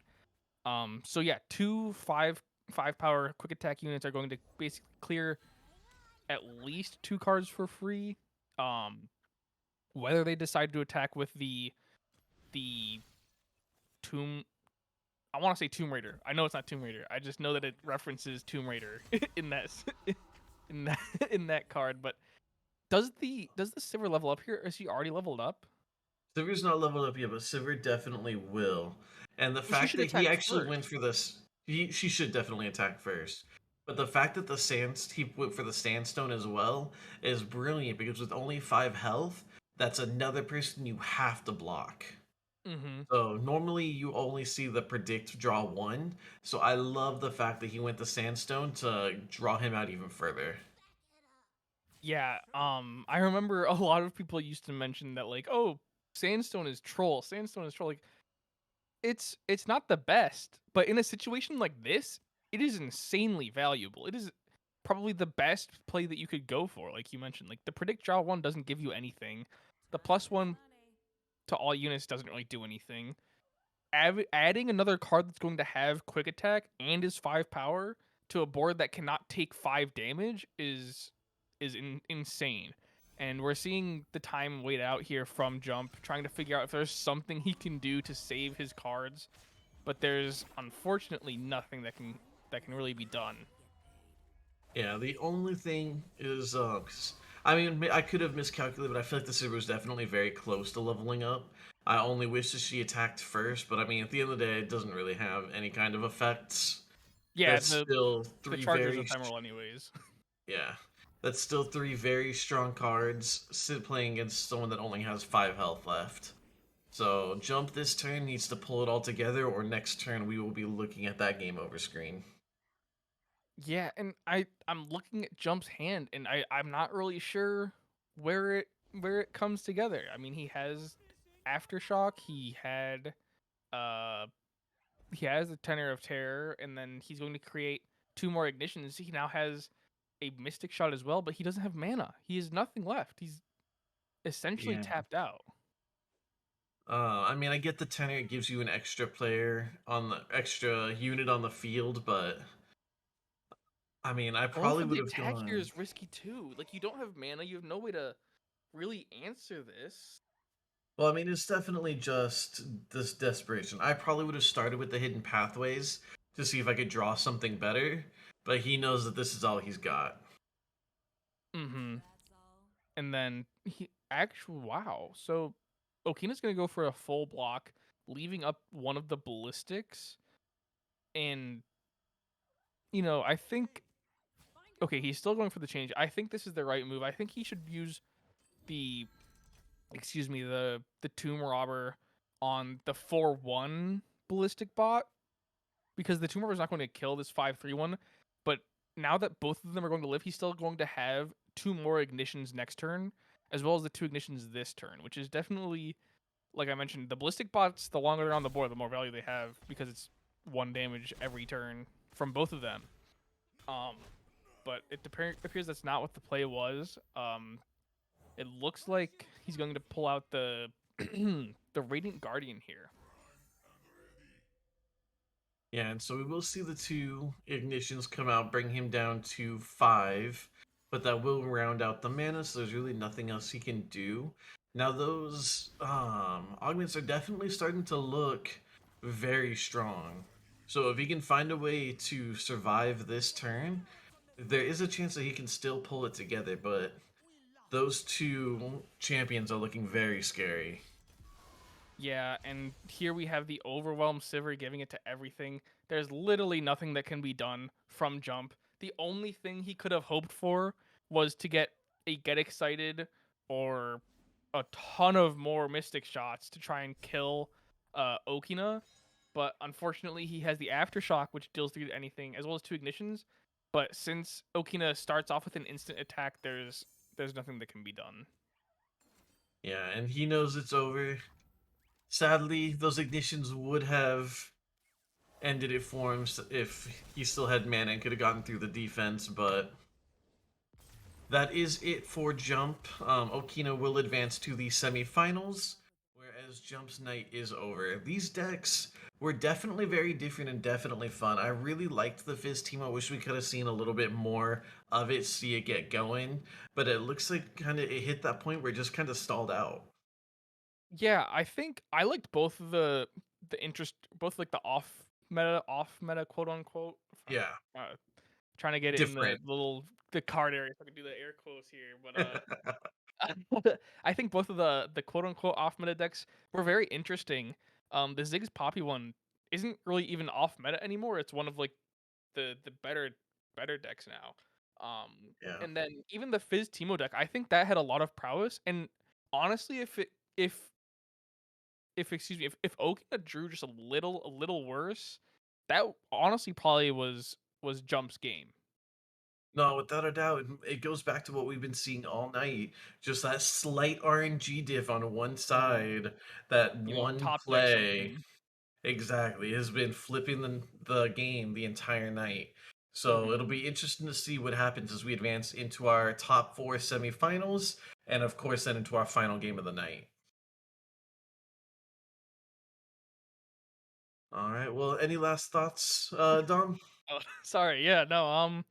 I mean, I really got nothing. I'm glad that the players are bringing out some of these interesting decks, not just only Starfish, only Scion discard, Yeah. only only what's the last one? I've blocked it from my memory. It's the Bandlewood uh Bandle Tree. command. Yeah, the Bandle tree. Yeah, I'm glad we're not just seeing all of those because last week we saw a little too much Starfish. Yeah, and I think this is where people are going to start coming into their own. I mean, there's always going to be a meta, it's just the nature of games. But once people see what they like and what they want to work with, I think we'll start seeing more people branch out. Mhm. For sure, for sure. All right. Well, with that, we will be cutting to a short break before we get into the uh, intermission. Everyone, stick right there, and we'll be back with the semifinals and eventual grand finals.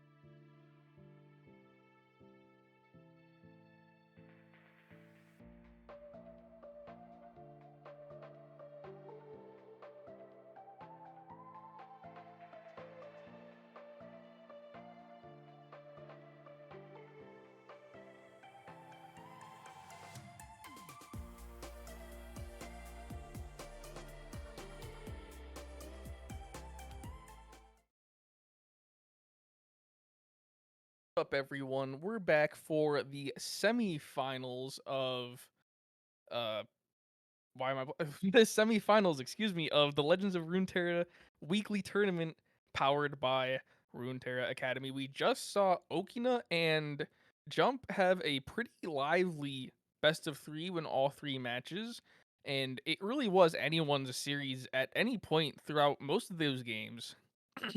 Yeah, it was definitely a very fun one. And now as we enter into our top four, our semifinals, I am definitely excited to see where we're coming from. The game that we will be spectating is we have Nox versus Ferretto. So two players that we have not yet seen, both kind of unknowns with very fascinating decks. Now I'm excited for Ferretto. So he does have the Warlords and the Bandle Burn that we've seen, but he also is coming in with this Dark Horse Fiora Shen Jarvan deck. And I just want to see this get played out because I saw this and it looked so interesting to me that I'll be so disappointed if it gets banned. Yeah, I saw the Jarvan deck too, and I was also pretty excited. Excuse me, I think Jarvan is pretty strong. It's just that 6 mana cost really keeps him from being too powerful like a lot of other 6 cost cards. I think if he was going to be really truly balanced, he would be maybe 5 cost. But then again, his passive that allows him to be summoned from hand while attacking, probably part of the reason that he is such an expensive card. Overall, though, I do like the deck. I think it could be very strong, especially into some of those other decks that people have been playing. Um, especially card or decks like Braum and Nivea um that Nox is running. Yeah, I mean, well, it'll be interesting to see how they play against each other because I feel like the win con will still be Fiora. They want to buff her up. They want to allow her to keep attacking. And Hmm. Braum and Nivea, I mean, that just, especially with Ionia in it, just screams control to me. You Oh yeah. have, I mean, they're all about survivability and keep on going. And when Fiora wants to kill everything, if you can survive it, then I mean, you lose that win con so fast. Hmm. Yeah, it's gonna be really interesting to see what happens. Um, I'm curious to know which decks get banned, which decks are let through. On Nox as well. Curiously enough, he has a Poppy Vigard deck, which is not something I've really ever seen before, as well as a Draven Swain deck with Ballistic Bot. Definitely a curious build. I don't think I've ever played against something like that. But yeah, it's really interesting. I think of all the matches we'll see today, this is probably going to be the combination of the most unique deck choices between the J4 on Ferretto and both the Poppy, the Braum, the Brahmanivia, Poppy Vagar, Draven Swain on Nox. No, I definitely agree. And I think, meta decks, like we mentioned last game, meta decks are probably going to stop getting banned because you know how to play against them. When you're coming in with three Dark Horse decks like Nox is, then Mhm. on Ferretto's side, you have to be wondering, besides knowing what the cards do and kind of building your idea out that way, you really have to figure out what these random decks do and how to play against them. And with you only Mhm. being able to ban one of them, two unknown decks will be played against him tonight that he has to on the fly figure out. So I hope that people kind of realize that while meta's meta, you kind of have to come up with your own style if you want to outplay and outthink these other players. Mhm.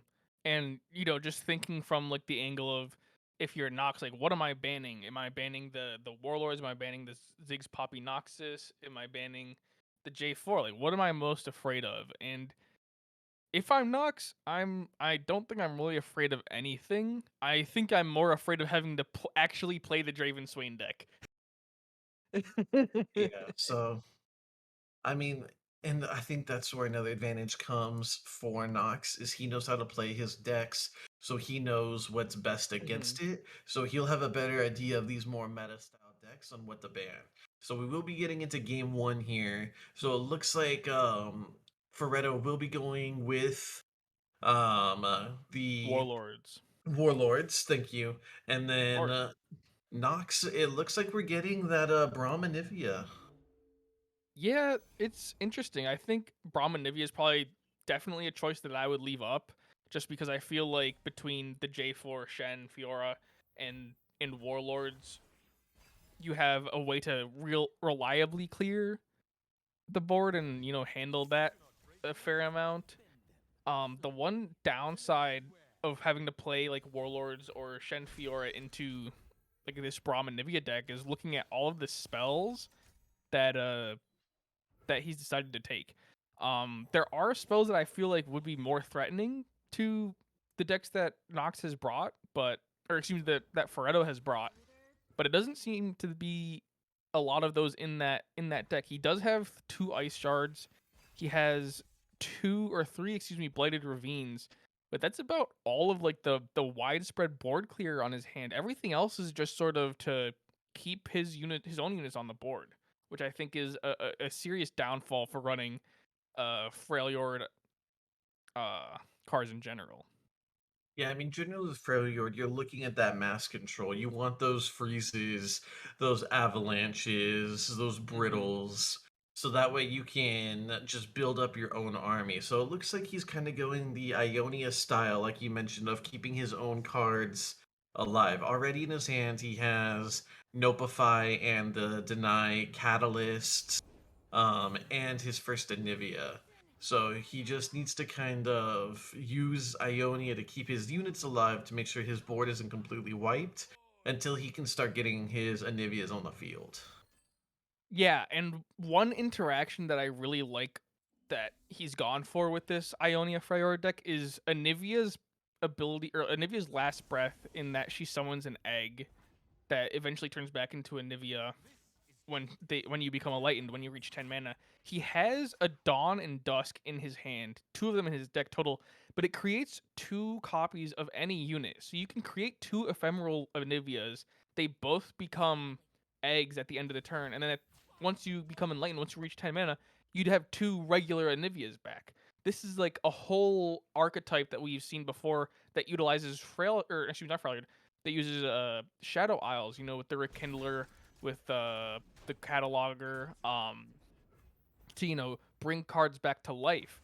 And I'm glad that Nox has figured this out. He's noticed like, oh, Ionia has a lot more cards that are suited for, keeping myself alive, but it also has, Dawn and Dusk, which synergizes really, really well with Anivia in general. Yeah, it's definitely really interesting to see here that he is basically, like you said, going his own form of Rekindler with more control instead of the Shadow Isles aggression. So it'll Mm-hmm. be fun to kind of see how this plays out and if he can get those stacked Anivias, which is the goal by the end of the game. Yeah, and I'm honestly curious as to why he hasn't gone for the rekindler rekindler. You got it in my head now. I'm curious why he didn't play a Nivea last turn and then go for the Dawn and Dusk this turn. Maybe he's worried about these Merciless Hunters that we see coming down, or mainly just the Merciless Hunters to target the one Anivia that's not ephemeral, but at the same time you turn back into an egg. So the only way you really die is if you get Merciless Huntered and then Merciless Huntered onto the egg. But by this point, you would have too many Anivias out on the board.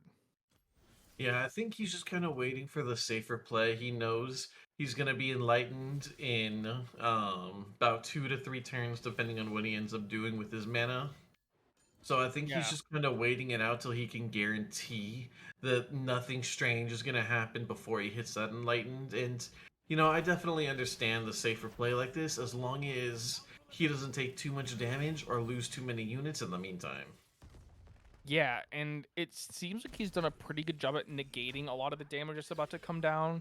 Only taking 8 damage this turn. Or excuse me, 7 damage this turn, which really is not a lot for it to be the first turn that you actually took damage. He does, like you mentioned, have the catalyst in his hand, so that could put him at 10 mana in just 2 turns. Um, don't know what time it is there, but he could put him at 10 mana in just 2 turns while also bringing him back up to 16 health. It's just I'm worried for Nox if he doesn't do the Anivia Dawn and Dusk soon. when does he do it? Because eventually, there will be 10 mana on the board, and you'll have to deal with waiting for like almost a whole turn for your Anivias to come back. Yeah, I mean, I would definitely start setting it up with this next turn here. You have the attack, so you don't have to worry about anyone coming for you. I mean, of course, we know that that's not true because of we can see Ferretto's hand, but on the side of Nox, going through his mind, he has attack, so that generally leaves his cards a little bit safer. So this is the point where I'd start stacking. Mm-hmm. So he's gonna go for a scattered pod instead, um, which is a good card, but I'm definitely concerned that like he's not going to have enough time to set up like these multiple Anivias. Just because there's the concerted strike in his hand. There's or Samira Sivir on the board. There's a Merciless Hunter in hand. He doesn't really have a lot of time to do this, especially when it's not a turn that he has the attack token. Yeah, and so it looks like Ferretto's thinking about putting out the Aegis here. Okay, so he is going to put it out, which will give the rally, but it will just quickly be denied. And that is where the Ionia cards come through. So Mm-hmm. thankfully, it did save him from that rally going through. Um, but, he's about to be enlightened, and the stacking hasn't begun, like you mentioned. So I am gonna be a little concerned when these cards start rolling if he has that time. So I really liked the deny. I think that was the plan that you have to go for, like stop that huge attack and then another huge attack next turn. But I'm curious why he also followed that up with an attack. Because he obviously was trying to save his units. But why would you then go and attack when you're risking like a damage? Like if you're going to deny to try and avoid that damage, why would you go in and risk one of your units that you're trying to keep on your board? Yeah, that definitely could have gone really bad for him. I mean, thankfully it wasn't blocked at all by Freddo, so both his units still survive. But that was definitely a very risky play. So now we're sitting on 9 mana here. So now I think the stacking has to start coming through. You're gonna be Mm-hmm. enlightened next turn. There's no risk at this point. You just need to start making it happen. Mm-hmm. So we're gonna see Ferretto like playing around a bit with his attack order, what he's going to challenge and what he's not going to challenge. He, I think he has to. He I feel like he should have pulled the scattered pod that's still from the back of the board. I think he's challenging Nox to be like, okay, well, I'm leaving my action open. Um, do you want to risk that pod and answer me? Because Ferretto knows that he has 9 mana, a concerted strike, and the absolver in his hand. So there's ways to save this action, but it's just sort of like there's a huge amount of risk that's going into both of these plays because like you mentioned there's the brittle, there's the flash freeze in Nox's deck. It's almost too large of a risk for I think Ferretto to be taking with his action. Yeah, it'll definitely be interesting kind of what they're both deciding to do here. It looks like they're both kind of stalling out time, trying to make up their minds and figure out what plan they want to come together. So now it looks like Nox is basically daring Ferretto to use something to save his Akshan. Yeah, and I think that's the right move, burn some of these cards that are in Ferretto's hand because that's obviously what you're waiting for before you're going for this Anivia setup. You're worried about something that's in Ferretto's hand. That's going to take care or take out your Anivia before you can use this Dawn and Dusk. Here comes the Absolver and the Redeemer to give Overwhelm to Sivir, and I think this could just be lethal. The Overwhelm +7 damage, plus I think she'll level up from this. If she doesn't, then there's something wrong, and that's going to give Action as well uh Overwhelm, but he also doesn't have any excuse me, any damage past the scattered pot's health. Yeah, so it won't be lethal. Let's see, so that'll be 4.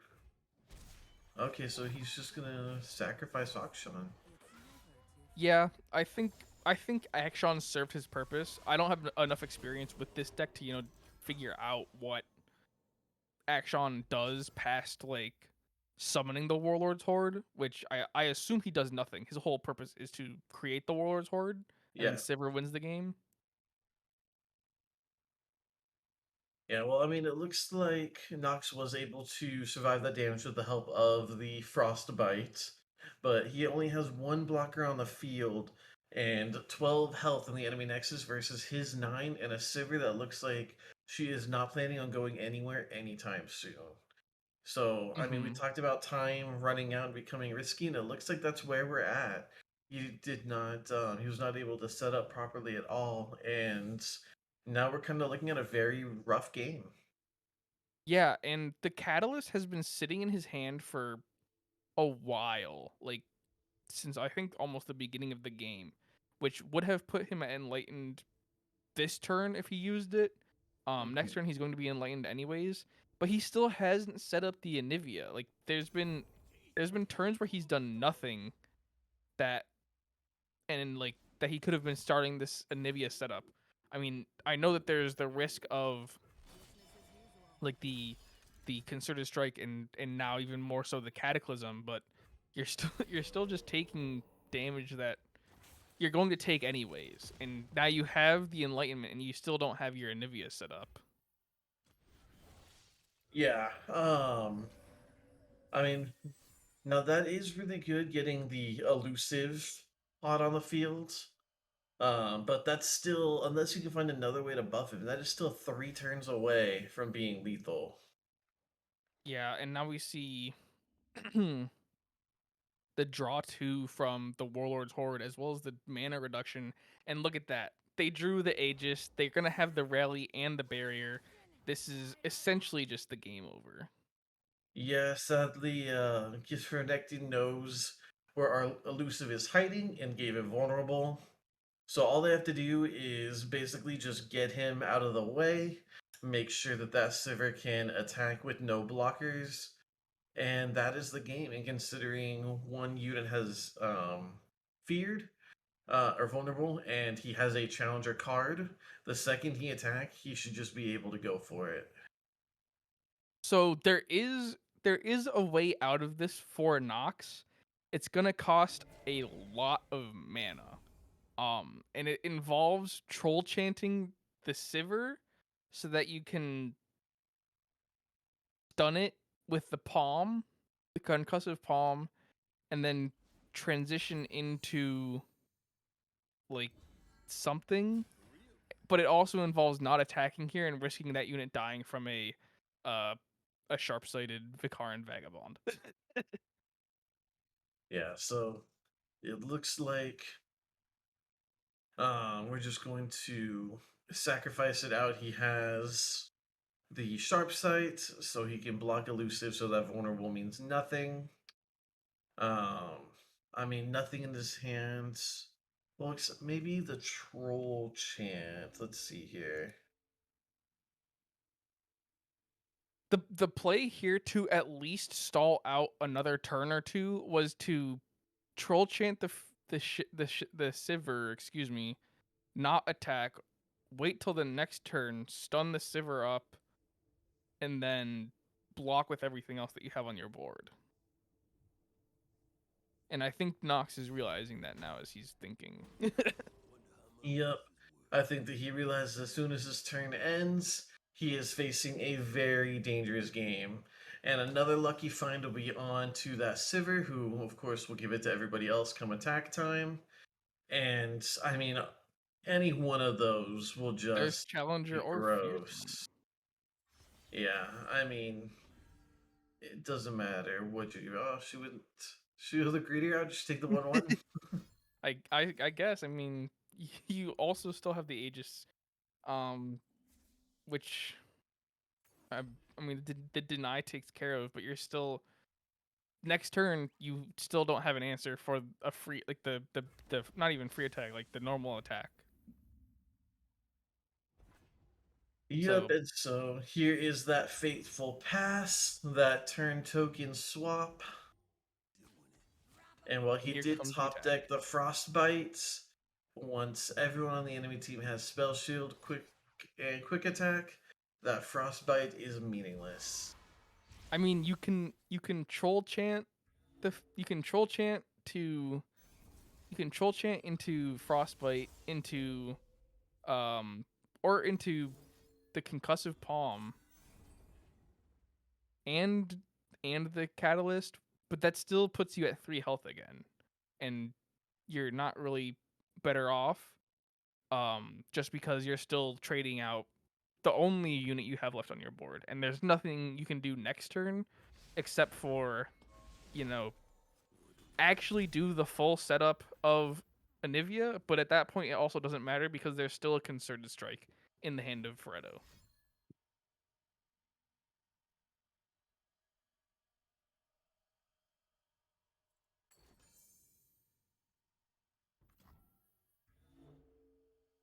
Oh, and I forgot that there's the ricochet. So yeah, unfortunate that that the ricochet was there because it will just take out the game, and it'll be first win for Freddo.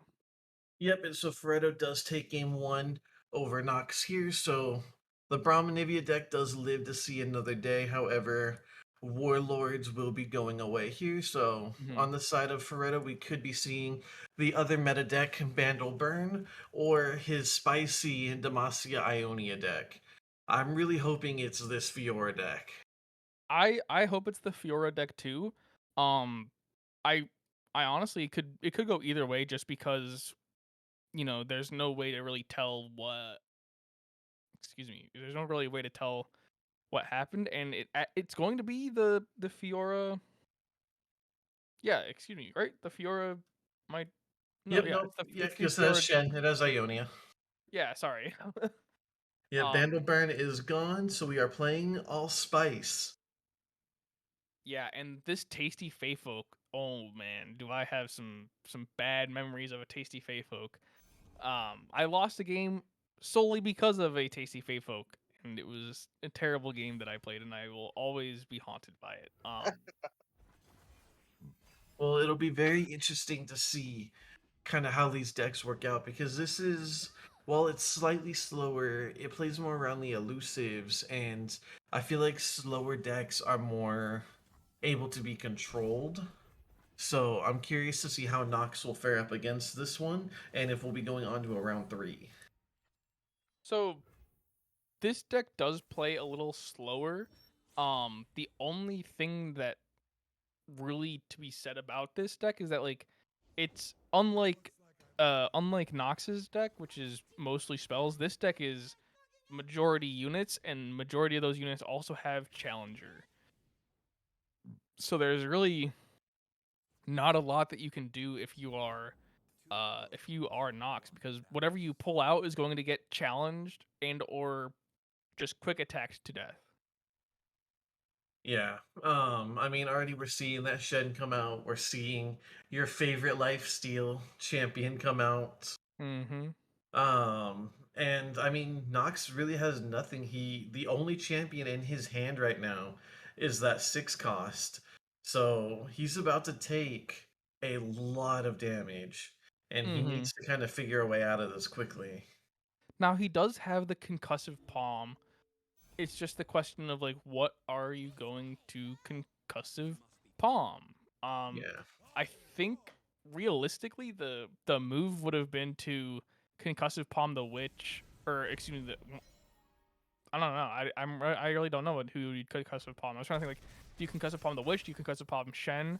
Because depending on who you concussive palm, the Fey folk still lives, and you can't really block that with the tail of the dragon. Yeah, and so he did end up going for the catalyst to give himself some health and some mana. So it looks like he's hoping for to start pulling those Anivias, but I He's mean, you're not gonna have gonna to get start stacking units.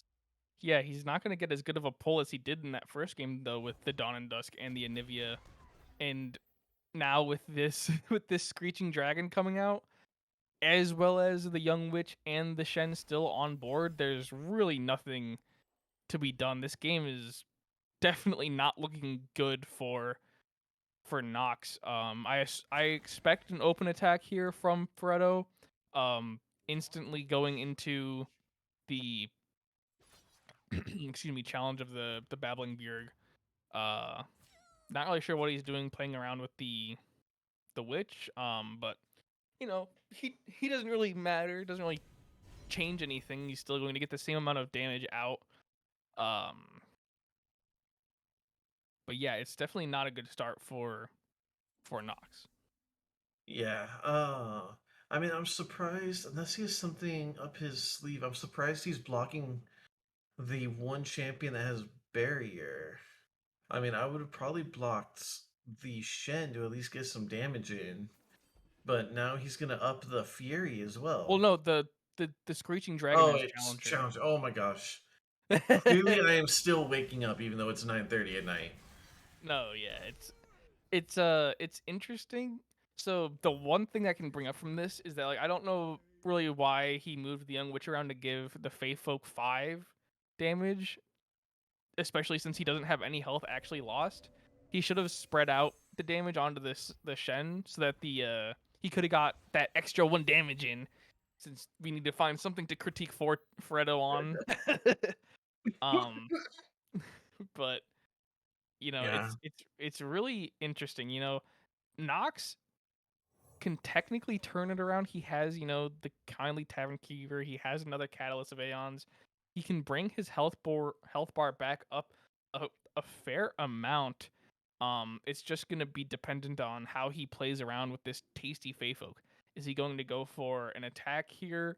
I would imagine not for the tasty Fey Folk, just because there are 2 scattered pods with 5/6. There's the Screeching Dragon with 5/6. I think he just goes for the catalyst into waiting for the next turn. Yes, I mean, give himself a little bit of health back, but that is a very scary attack we're looking at next turn. And he only Mm-hmm. has 3 blockers. So yeah, I mean he has to save the Fey Folk for a block, but now that it's Feredo's attack with the Shen with the Screeching Dragon, he can challenge the Fey Folk and deny any health back on this attack. Um, it's just in a really unfortunate position. I think you have to use the Will of Ionia here on the Screeching Dragon.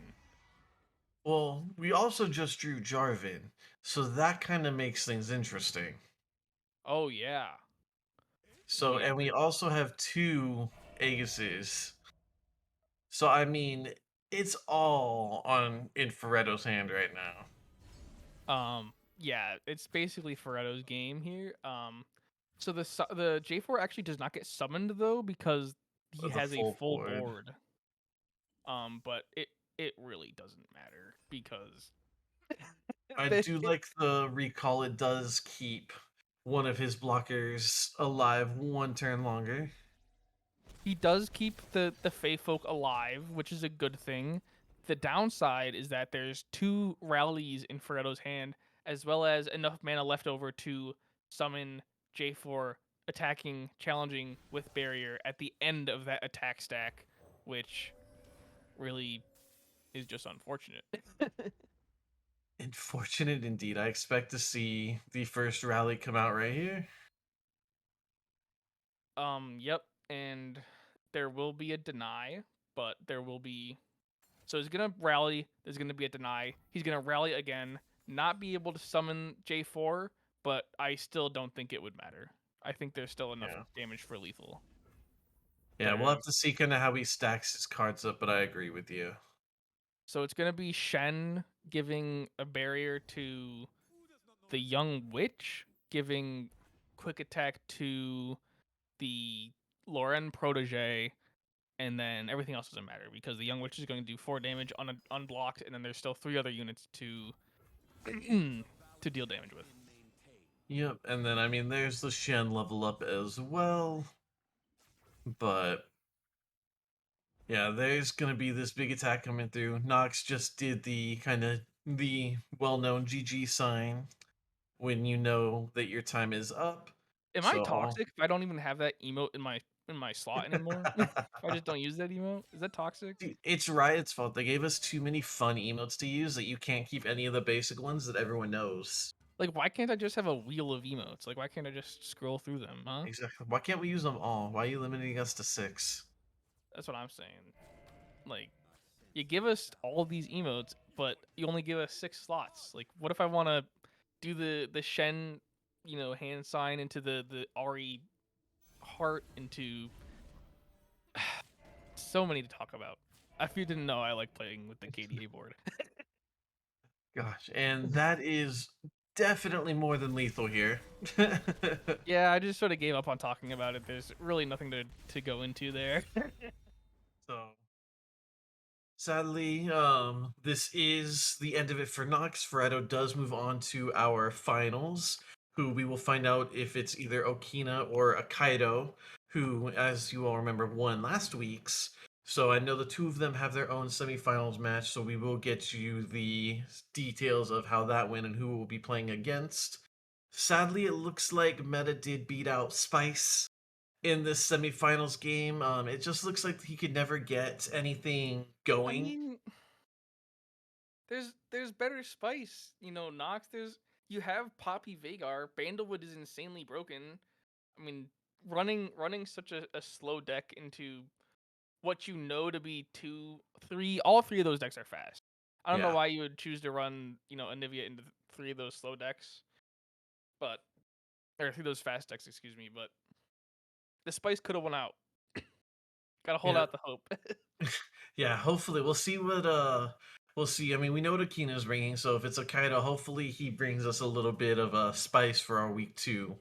But on that note, we're just going to be finishing up these games. We'll be in the finals here in just a moment. So stay tuned. Do not go to a different channel because who else would you be watching right now anyway? We'll see you guys back in a couple minutes.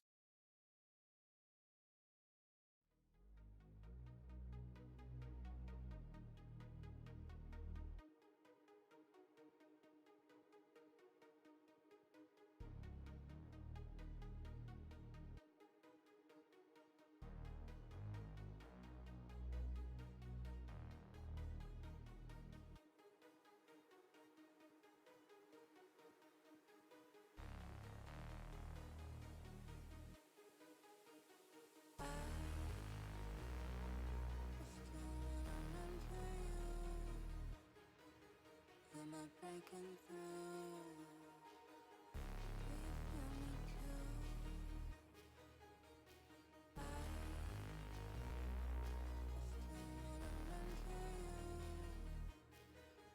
Am I breaking through?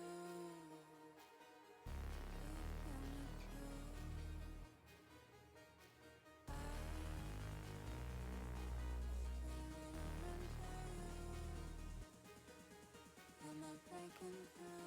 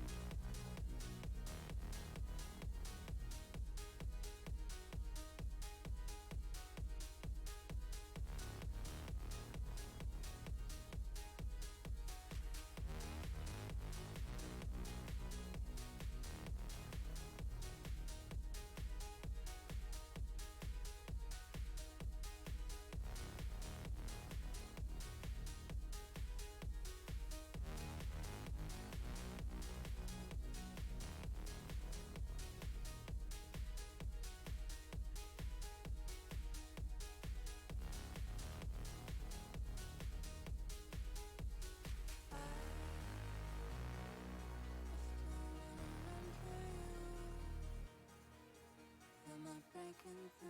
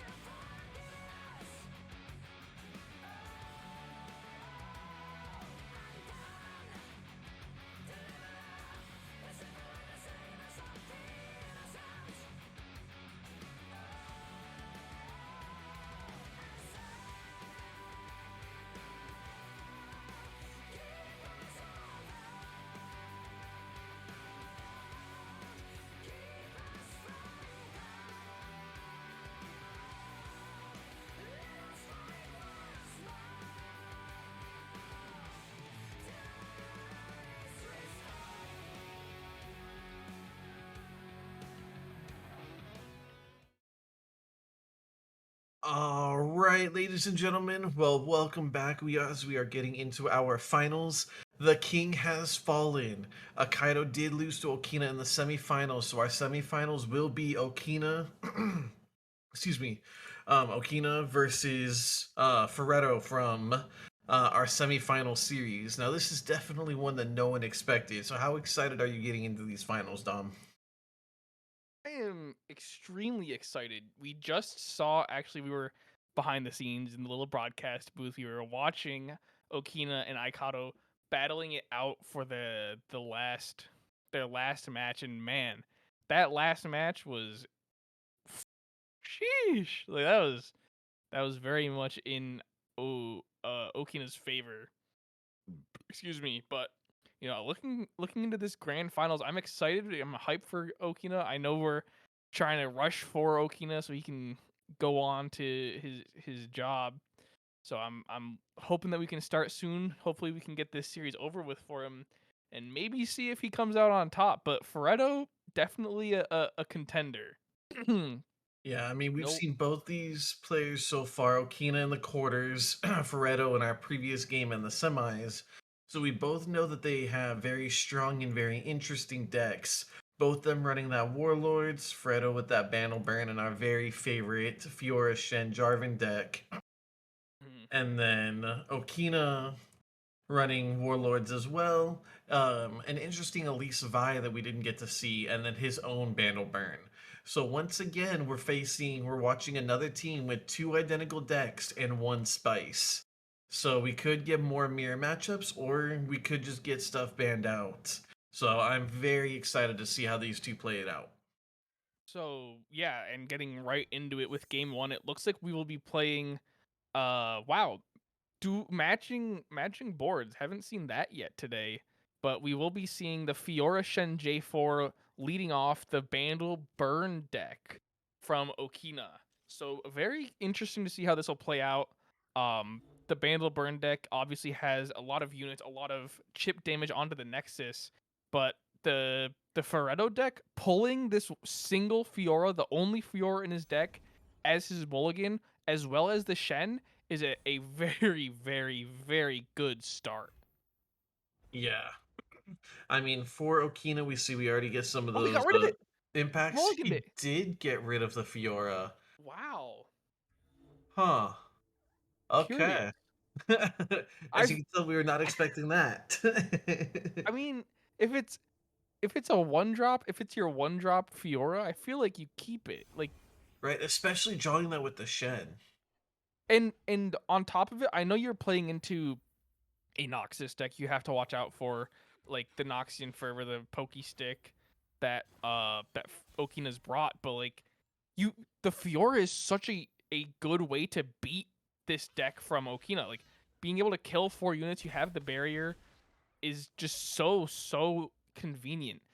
Granted there's the Noxian Fervor that you have to watch out for, and Okina drew two of and is held on to them. Like that's how much he was worried about an early Fiora, is he held on to both fervors. Yeah, and we do have your very favorite Fey folk coming in with that lifesteal to kind of get some of that health back. We do have two lecturing Yordles here, so we are starting to see a lot of that extra outside damage start to come through Okina, but thankfully we have so much lifesteal for Ferretto that it kind of evens itself out here. Yeah, it's interesting. I'm curious to see how Okina wants to deal with the Fey folk. Lifesteal cards, there's not a lot of them, but they are extremely potent, very very strong, very very uh valuable to keep on the board, and definitely not something that I would want to keep out. So we do see though that Okina has the Pokestick, he has the mana for it. He might be able to pop the barrier and then lead that into a block from the Demolitionist to, get rid of that Fey folk early. Nothing you can really do about the heal, but making sure that he doesn't get more of those off is imperative to this chip deck. Yeah, and it works out exactly like you said it is, and that's a very good idea because it also gives him a little bit of draw as well. So he will get the health back that he lost in the previous turn, but you don't have to worry about Ferretto stacking unkillable life steals. Mm-hmm. and we see another really good pull from excuse me, Okina with the why can't I think of it? I said it literally earlier. It was the Legion Saboteur. So even more chip damage coming out. The Fleet Feather is an interesting pickup. The Poppy drop as well is another interesting drop. I'm not really sure what his plan is here for that. Um, there's nothing that the Fleet Feather can really do, so I assume he's just going to hold the Fleet Feather in the back line. But this is a lot of damage to eat. Yeah, I mean, you're gonna have to sacrifice something, and I mean, as bad as it'll feel, you kind of have to get rid of that Shen here. You have Mm-hmm. to make the trade worth it, so that way something goes out as well. He's actually gonna sacrifice everything, so he's only gonna take 4 damage from the impact plus the 3. But that's gonna be a complete board wipe, and he's only gonna take with him that lecturing Yordle. So So so okay, we going go into back. this, I think holding the Fleet Feather is the right move. Next turn he has the token and he has J4 in hand. So he can use the oh, or he's not going to block with the Fleet Feather still. I think he needs to save the Fleet Feather, or he's going to go for the Ren Protege as one of his units that survives. But he needs to make sure that he has something to open attack with J4. And So he's he going to be able will to keep actually those save on Shen red. and the Protege. Okay, so he only loses 1, but sadly Okina didn't lose anything, so he is still at a deficit. But as you mentioned, next turn he will attack, and he will be able to bring out that Jarvan. But I do not see a way Shen survives next turn. Yeah, I mean, Shen doesn't really need to survive this turn. He just needs to be able to make sure that he can keep something else on his board alive while also clearing out the Poppy and another threat on Okina's backline. Now, unfortunately, the J4 is going to challenge the rear guard because it is technically the strongest, even though it cannot block. Yeah. So I do like sacrificing his units to get the Noxian Fervor out there dead anyway, so at least you get something for him. With no overwhelm, nothing will happen except those 2 will survive on the board. But that was a good way to clear out 2 units, giving Okina the advantage, plus, or giving Pareto the advantage, plus dealing 3 damage to Okina. hmm And Ferretto or Akuna, excuse me, not even going to go for the block with the Yordle stacking or the stacking Yordles because of the impact just being that valuable. And I assume he's going to go for I was gonna say a Poppy into Saboteur, but it's going to be the lecturing Yordle as well as something else. So we are going to see the Cataclysm here, and he also does have the Aegis as well to give himself a rally. Yeah, he does, like you said, have Aegis. The one saving grace from Okina is that he does have 17 health. It's a fair amount. Um, so he can kind of eat a couple of attacks. Not too many though, because he does have to block the J4. 6 damage is a lot to let through. Um, but I'm curious to see where he goes from here because he does have a significant health advantage. Yeah, like you said, it will block the J4, so Shen will level up as well here. And so giving that challenger barrier plus the extra 3 damage to make sure it clears out everything. Although Jarvan, once his barrier does get wiped away, we do still have that poison dart. So Mm-hmm. Jarvan could go away unless he's willing to risk the twin disciples to keep him alive. So there is one thing I will say here about this attack is that think I th- see. I think Ferretto could have got lethal if he attacked correctly. He might still have it. He has 10 damage here. It'll be 6 or 13 um when he attacks because it's going to give J4 3. He has the Twin Disciples in hand, but that would only leave Okina with 1 health, which Yeah. unfortunately is not lethal. But when the attack token flips, I mean, really not much Okina can do. Right now, he does have the Chronicler, but I expect to just open attack on the Mm-hmm. side of Ferretto, and with only that 4 health and only 1 blocker, that should be game. Yeah, it didn't top deck anything that he could really use here. Mm-hmm. So yeah, no matter who he blocks with, so game 1 will go to Ferretto. Yeah, just unfortunate really that the game turned around so quickly. J4 just a really, really um I can't think of the best way to describe him. He really turned that game around though. Like it was almost entirely in Okina's favor. The J4 comes out and just completely destroys Okina's board. Kind of like this animation, but um, like you mentioned, it is lethal. There's nothing that Okina can really do about it. The, he tried to get something out of the the conchologist. He drew a card that I think probably could have helped him block. Unfortunately, it's a focus, so you can't use it while you're defending.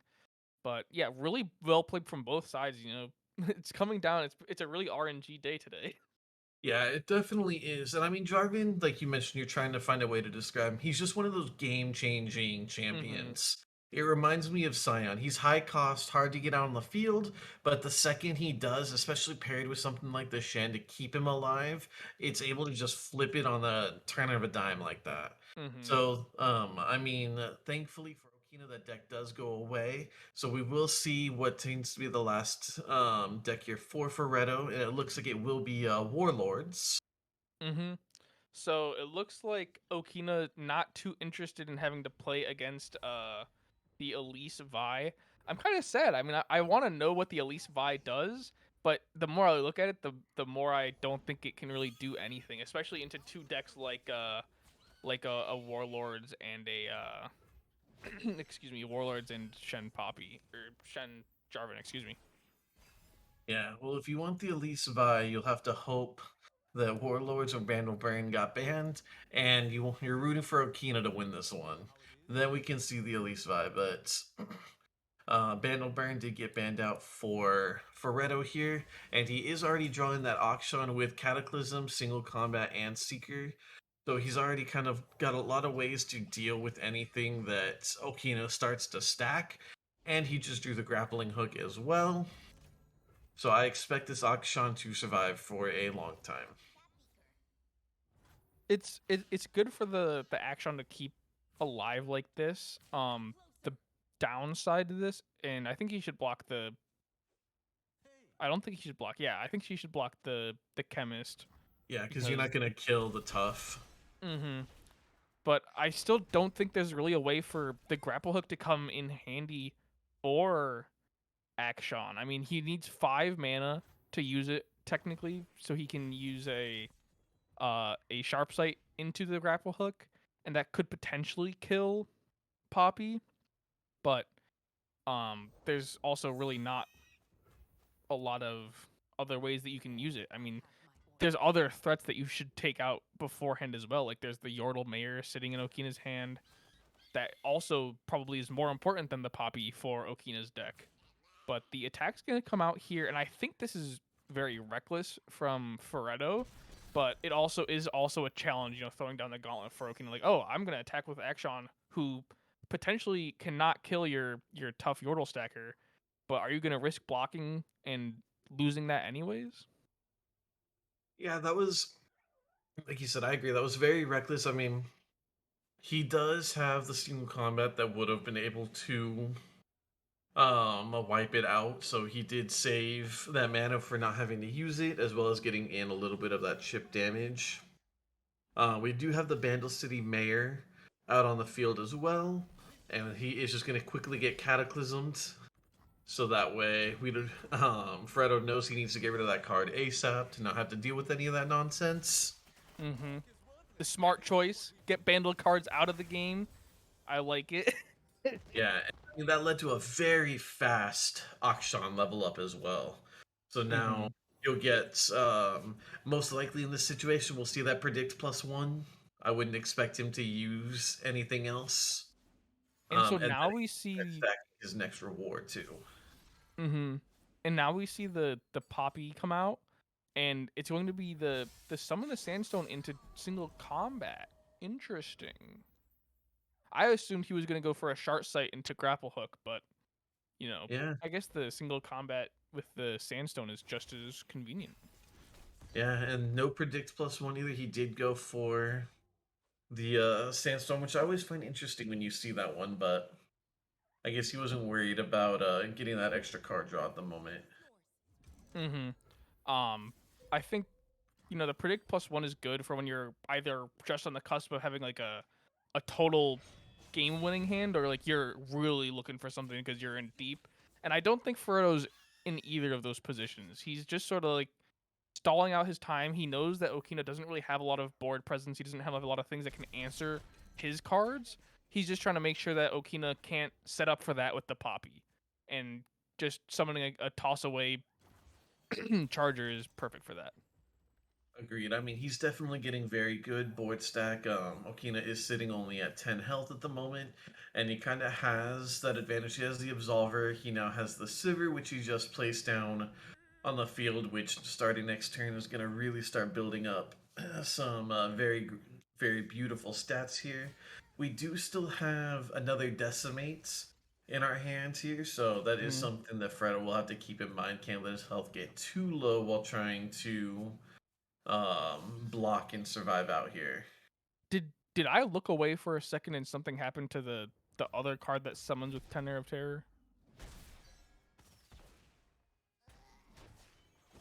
Or What did I, I'm I, losing I my? don't know. You and I are both losing our minds. I guess I there should be another card that summons with Tenor of Terror, but I must have just literally looked away for a second and something happened to it. But that was a very good, interesting attack. The Sivir level up was going to happen no matter what, whether it was attacking or blocking the next time it does anything.